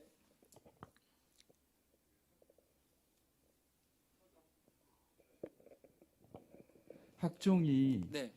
그 예전에 비해서 이제 많이 줄어서 네. 결국은 과목하고 과목 세특이 네. 중요하다고 하셨는데 그러면 교과 전형하고 사실 큰 차이가 네. 별로 없어진 거 아닌가요? 교과 전형은 세특 안 봅니다. 그냥 아까 말씀드린 교과 세특은 그냥 숫자만 봅니다. 숫자. 제 질문은 네. 설명한 걸 저도 어느 정도 이해하면서도 확인차 드리는 질문이기도 한 것 같긴 한데 네. 근데 학생의 입장에서 보면 네. 예전에 학종은 챙길 게 많았잖아요. 많았죠. 근데 이제 줄었고 사실 지금 학종은 그러면 과목과 과목 세특만 남았다는 것은 어차피 시험 잘 봐야 되고 그 다음에 그 과목에서 활동을 더 한다는 것이고 과목 그 학종이 아닌 아까 그 과목으로 교과 전형. 예. 교과 전형도 어차피 수업에 집중해서 시험을 잘 봐야 된다는 면에서 보면 네. 예전에는 학종하고 과목 세특이 차이가 컸다면 네, 네. 지금 어차피 수업 잘하고 집중해야 된다는 면에서 네. 차이가 많이 준 것 같아서 네, 네. 그래서 이제 실제 현장에서는 어떻게 느끼시는지 궁금합니다. 아까 제가 그 한 학생이 저기 그 파주에 있는 고등학교에서 전교 1등하면서 1.16이 나왔거든요. 그 친구는 자기가 이미 1학년 끝나면서 정했대요. 반장 부반장 안 한대요. 반장 부반장 하면 시간 많이 뺏기잖아요. 그냥 오로지 지필평가만 준비를 하는 거죠. 하고 수행평가만. 수행평가도 그냥 만점, 그러니까 수행평가 A, B, C, D가 나오면 그냥 A 수준에만 나오면 되니까. 근데 학생부 종합전형을 준비한 아이는 반장 부반장도 해야죠. 그러니까 제 말은 뭐냐면 둘 다 내신이랑 뭐 수행평가를 열심히 하지만 학생부 종합전형은 내신도 보는 거고 교과 전형은 내신만 보는 거잖아요. 그럼 벌써 자기의 전략이, 자기의 어떤 의사결정이나 그게 나오는 거죠. 그래서 그 친구 같은 경우에는 자기도 학생부 종합전형을 생각했다가 자기가 전교 1등을 하니까 굳이 내가 뭐 동아리 활동 열심히 할 필요 없고 반장 부반장 내가 리더십이 있음에도 불구하고 난 안 하겠다. 그 시간에 회의 내가 주도하고 사회 볼 시간에는 공부하겠다는 거죠. 그런 식으로 해서 얘는 정해버린 거죠. 얘는 그래서 6개 전부 다 교과 전형을 다 썼더라고요. 예. 그런 차이점이죠. 물론 이제 그것도 열심히 하면서 반장도 열심히 하고 동아리도 열심히 하면서 전교 1등도 하면 최고 좋지만 대부분의 사람들은 자기한테 가장 효율적인 의사결정을 하잖아요. 내가 계속 전교 1, 2등 평균 등급 1.5 이하를 받으려면 반장 부반장 포기하는 거죠. 그런 의사결정이 나오는 거죠. 물론 다 잘하는 애들도 있겠지만 근데 그런 애들이 이렇게 대학을 그냥 그러니까 교육을 내가 이 고등학교 3년을 통해서 내가 정말 입체적이고 다양하고 진솔한 어떤 학생으로 성장하겠다라는 의지를 가진 어떤 교육 철학을 가진 부모가 있고 그런 학생이라면 이것도 놓치지도 않고 저것도 놓치지도 않을 텐데 대다수의 경우는 자기한테 유리한 방향으로 하겠죠. 그래서 아까 교과 세특도 마찬가지인데요. 교과 세특이 똑같지 않아요. 같은 1등급이어도 학종을 준비한 아이는 어찌하든지 이 교과서 혜택을 더 풍성하게 잘하기 위해서 수행평가를 더 다채롭고 더 입체적이고 뭔가 남들과의 어떤 그 차별성을 강조한다면 교과 전형을 통해서 수행평가 준비하는 아이는 그럴 필요 없는 거죠. 그냥 거기서 크게 벗어나지 않는 수준에서만 준비하게 되니 교과서 혜택의 차이가 나는 거죠. 아까 제가 편의점 말씀드렸잖아요. 편의점 같은 거는 지가 학생부 종합전형 생각하니까 뭐 사당역 가서 실제 조사도 해보고 막 그렇게 하지만 교과 전형을 노리는 아이 같으면 사당역 절대 안 가죠. 그냥 집에서 인터넷 검색해서 대충 자기의 지적 능력을 가지고 뭐 크게 벗어나지 않으면 되니까. 그리고 수행평가 비율보다는 지필평가 비율이 높으니까 수행평가 좀 포기하고 지필평가 점수를 많이 받고 그래서 4% 안에만 들면 되니까. 그러니까 교과서 혜택이 차이가 나는 거예요. 죄송합니다. 제 질문을 그냥 바꿔서 드리면 네. 변하기 전에 학종에 비해서 내신하고 수행의 그 중요도가 훨씬 커진 것 같은 느낌이 들어서 드리는 질문이기도 하거든요. 예전에 비해서는 다양한 활동은 많이 줄고 지금 오로지 교과서 혜택에 담기는 걸 중심으로 간다고 하면 말씀처럼 학종을 생각하는 학생은 거기서도 다채로운 걸 하려고 하겠지만 좀 단순화시키면 어쨌든 내신의 중요도라든지 그리고 그 교과 시간에 하는 거의 중요도가 예전에 비해서는 훨씬 높아진 것 같은 느낌이 드는데 그렇죠. 그게 현장에서 어떤 건지 교과 좀 다채롭다는 차이는 충분히 얘기했습니다만 현장에서 교과 내신이라든지 이게 중요도가 예전보다 높아졌을 것 같거든요. 학종에서. 그래서 아까 말씀드린 중학교에서 우수한 아이들이 고민하다가 일반고로 많이 가는 거예요. 일반고 가서 내신을 잡겠다는 거죠. 그래서 일반고에서 요즘에 1등급, 2등급 받는 아이들이 상당히 수준이 높습니다. 걔네들은 얼마든지 좋은 특목고 갈 수 있는 아이들이 와가지고 내신을 잡는 거죠. 내신을 잡고 이 친구들이 학교를 끌어가는 거죠. 그래서 그러다 보니 일반고에서 상위권과 하위권 사이가 좀 많이 벌어지는 그런 현상이 벌어졌고, 그리고 일반고에서 교사들이 시험 문제 낼 때 되게 스트레스를 받는 거죠. 조금이라도 문제가 생기면 바로 이의제기가. 왜냐하면 한 문제 차이로 등급이 왔다 갔다 하잖아요. 그래서 아까 말씀드린 것처럼 그 등급을 평균해서 1점 얼마로 어떤 대학을 지원하는 것도 결정되고 그러다 보니까 교과 전형이, 그리고 또 교과 전형의 비율이 늘어났고, 그래서 지금 학교에서 내신 관리가 굉장히 중요한 화두로 떠올랐습니다. 거기에 비하면 특목고는 내신도 중요하지만 사실은 그 특목고에서는 내신보다도 다채로운 활동에 더 방점을 찍는 그런 차이점이 있죠. 일반계 고등학교에서는 이전보다 내신 관리가 되게 어려워졌다. 그 말은 교사들 입장에서 문제를 낼 때 재시험을 보게 된다거나 아니면 또 문제를 가지고 학원에 가서 뭐 정답 시비가 있잖아요. 그럼 학업성적관리위원회를 열어서 결정을 하거든요. 근데 그것도 인정하지 않으면 막 소송을 거는 사례도 있고 막 그러니까 머리가 아픈 겁니다. 제가 그게 싫어서 중학교 내려왔습니다. 진짜입니다. 너무 힘듭니다. 지금 중학교 2학년 아이를 키우고 있는데 네. 일반고를 만약 가게 되면 수학 선행은 어느 정도까지 하는 게 이거 좋으실지 선생님 보시기에. 이게 제가 제 아내랑 다투는 포인트 중에 하나였었어요. 저는 이제 공교육 교사 입장에서 선행학습을 싫어하거든요. 근데 이제 공부 잘하는 녀석들을 보니까 이미 중학교 때 고등학교 과정을 다 떼고 오더라고요. 제가 고양국제고등학교 근무할 때 보니. 그런데 수학 선생님들이 하시는 말씀이 약간 허접했다라는 표현을 써요. 애들이 다 진도는 다 나갔는데 아이들이 그 수학의 그 정수를 잘 모르더라. 그러니까 그 진 면모를 모르고 그냥 떼온 거래요. 그래서 그 당시 그 고양국제고등학교 수학 선생님 하시는 말씀이 본인이라면 본인 자식들 그냥 6개월 정도 선행하는 게 좋겠다라고 얘기를 하다. 그러니까 아주 깊숙하게 공부를 할 수 있도록 해야 되지 드립다. 그러니까 왜냐하면 중학교 때 고등학교 과정을 다 뗐어요. 그럼 우리가 생각할 때 고등학교 와서 내신 1등급 받아야 되잖아요. 아니요? 아니면 모의고사에서 1등급 나와야 되냐? 아니요? 안 되더라고요. 그리고 오히려 떨어져요. 점점 올라갈수록. 오히려 반대로 내실 있게 공부했던 아이들, 그러니까 아주 기초적인 부분에 초점을 맞춰서 공부했던 아이들이 시간이 지나면서 등급이 올라가더라고요. 이걸 양적으로 접근하지 마시고 질적으로 접근해야 돼요. 그래서 이제 학원에서는 당연히 3년 선행학습 하라고 그러죠. 왜? 돈과 연결되니까. 저는 아닌 것 같아요.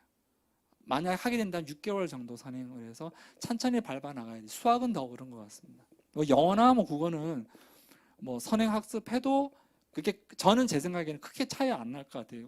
문자에 관련된 거는. 근데 수학은 진짜 기본이 탄탄해야 되거든요. 그 기본이 탄탄해야지만 고등학교 내신도 잘 받고 그 탄탄한 기본기 가지고 수능 시험도 준비할 수 있으니까. 그래서 너무 이렇게 전쟁 같은 마음으로 접근하지 않으시면 좋겠어요. 3개년 과정을 다 떼야 뭐 아니 그렇게 하지 마십시오. 그렇게 제가 저희 반에서 제가 고등학교 3학년 다녀볼 때 저희 반 22명 중에 절반이 스카이를 갔거든요. 근데 그중에 서울대 간 2명의 친구의 특징이 있어요. 학원파가 아니에요. 책 읽기 좋아했던 아이들이에요. 얘네가 꾸준하게 성적이 오르더니 물론 나중에 수능 점수는 좀 첫 시험이 되다 보니까 근데 걔네들은 아마 재수 삼수 시켰으면 되게 점수 잘 나왔을 아이인데 학종으로 그냥 서울대 붙어버렸죠. 학교 생활도 잘하고요. 그 친구들은 내신 있는 친구들이죠. 예. 네, 이제 마지막 질문 예, 제가 예, 예. 받겠습니다. 또 있습니까? 예. 저 먼저. 아니 말씀하세요. 네네. 지금 이제 외고에 다니고 있는 이제 고2가 되는 학생의 학부모고요. 네. 지금 이제 워낙에 우수한 친구들이 많다 보니까 학급 회장이나 부회장에 대한 그 경쟁률이 굉장히 높아요. 높죠. 그래서 예. 이제 부회장 이런 학급 회장, 부회장 활동은 못 하고 있지만 이제 교과 부장을 맡아서 뭐 수학부장, 사회부장 이런 걸 맡아서 이렇게 학급을 위해서 봉사하고 이런 부분들이 세특에 또 이렇게 들어가죠. 당연히. 네. 네. 아니 그런 것도 들어가고 네. 그쪽에서 아주 자기가 선생님 눈에 띄게 정말 잘하고 잘 준비하고 아이들 잘 이렇게 통솔하고 그러면 들어가고요. 동아리 부장도 있거든요. 네. 동아리 차장도 있고 정말 많아요. 그래서 특목고 그러니까 지금 국제고나 외고 같은 경우는요. 쓸 게 너무 많아요. 정말 애들 아실 거예요. 얼마나 활동들이 많은지는 아실 건데 그런 내용을 굳이 뭐 반장 부반장 그걸 안 했다고 해서 마이너스 그런 거 없습니다. 그리고 이제 아이가 수상 실적이 있는데 네네. 그게 이제 저희는 대입에는 반영이 안 되죠. 네. 그걸 이제 교과 세특에 네.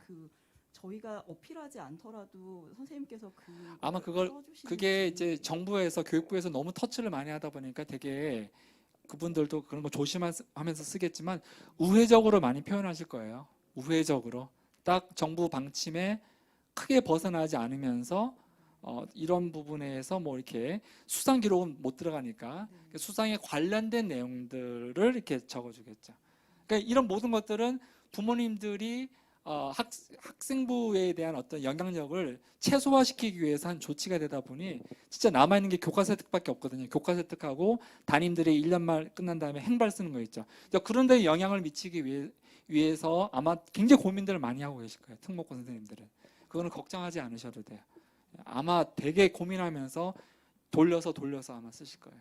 저희가 지금 이제 봉사활동을 따로 이제 교내 봉사활동 외에 개인 봉사활동은 지금 1학년 동안 이제 들어가지 않으니까 저희도 안 했는데 이제 선생님께서 설명회 통해서 말씀해 주셨을 때 이제 이게 우회적으로 뭐 행특이나 뭐 이렇게 반영될 수도 있으니 그럼 저희가 이제 개인 그 봉사활동을 조금이라도 하는 게 저는 조금이라도 해서 그런 걸 하면 아이가 얘가 대입에 반영되지 않는데도 개인 봉사활동을 하네? 굉장히 좋은 인상을 줄 것 같은데요. 제가 담임이라면. 그래서 막 옛날처럼 봉사활동에다 올인할 필요는 없죠. 옛날에 정말 많이 하려고 했었거든요. 질 높고 깊이 있고 지금은 그럴 필요는 없지만 가령 뭐 지역 아동센터 같은 데 가서 아이들 뭐 좀 가르치거나 그런 봉사활동 이제 코로나 상황에서는 사실은 개인 봉사활동을 못했는데 올해 다시 재개가 되지 않았습니까? 그래서 그런 부분들을 어느 정도 그 아이의 어떤 인성의 성장을 위해서라도 전 시켜주는 게 맞다고 봅니다. 너무 많이 할 필요는 없고요. 공부에 방해가 될 정도는 아니고 방학 때는 할 수 있잖아요. 이렇게 하고 그런 부분을 내면 선생님 입장에서는 대입에 반영되지 않는데도 내네?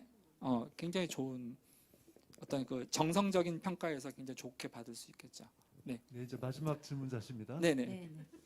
네. 저는 초등학교 6학년 네. 아이 학부모고요. 네. 또 이제 그 입시에 대해서 전혀 모르다가 이렇게 폭넓게 네. 자세하게 설명해 주셔서 너무 감사드립니다. 네. 그래서 오늘 말씀하신 걸 이렇게 좀 요약해 보면 뭐 수능은 제치더라도 학종을 조금 이른 시간에 아이의 방향성을 정해가지고 이렇게 준비를 시키면 너무 재촉하지 않고 좀 자기 시간을 가지면서 하는 게 좋아 보이는데 문제는 이제 아이의 성향을 어느 방향으로 이렇게 이제 잡아줘야 되는지 아니면 선택해줘야 되는지 아까 말씀하신 대로 저희 아이는 약간 제너리스트라서 이것도 좋아하고 저것도 조금 잘하고 이것도 뭐 좀 흥미로워하고 막 그래서 그런 걸 어떤 방향성으로 부모가 아이의 진로를 이제 어떻게 도움을 줘야 되는지 특별히 우리는 이제 많이 크리스찬이니까 크리스찬의 입장에서 그런 것들을 좀 더 이제 약간 좀 방대한 얘기가 될 수도 있겠지만 그런 부분에 대해서 조언을 좀 해주셨으면 좋겠습니다. 저는 개인적으로 학생의 성향을 부모 입장에서 파악하는 거는 당연한 거고요.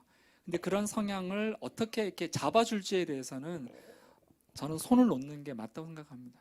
그냥 중학교 생활을 하는 거 보고 옆에서 정서적으로 지지해주고 너 왜 이 시간에 공부 안 하니 그렇게 하지 마시고 그냥 애가 뭐 어디 학원 다니고 싶다 그럼 다니게 해주고 엄마 나 도저히 이 학원 못 다니겠어 그럼 끊도록 하고 차라리 책을 읽도록 이렇게 디자인한다든가 그렇게 해서 아이가 자기의 성향을 스스로 지가 파악할 수 있도록 한 다음에 나중에 중3 됐을 때 이제 담임이랑 면담을 하게 되거든요.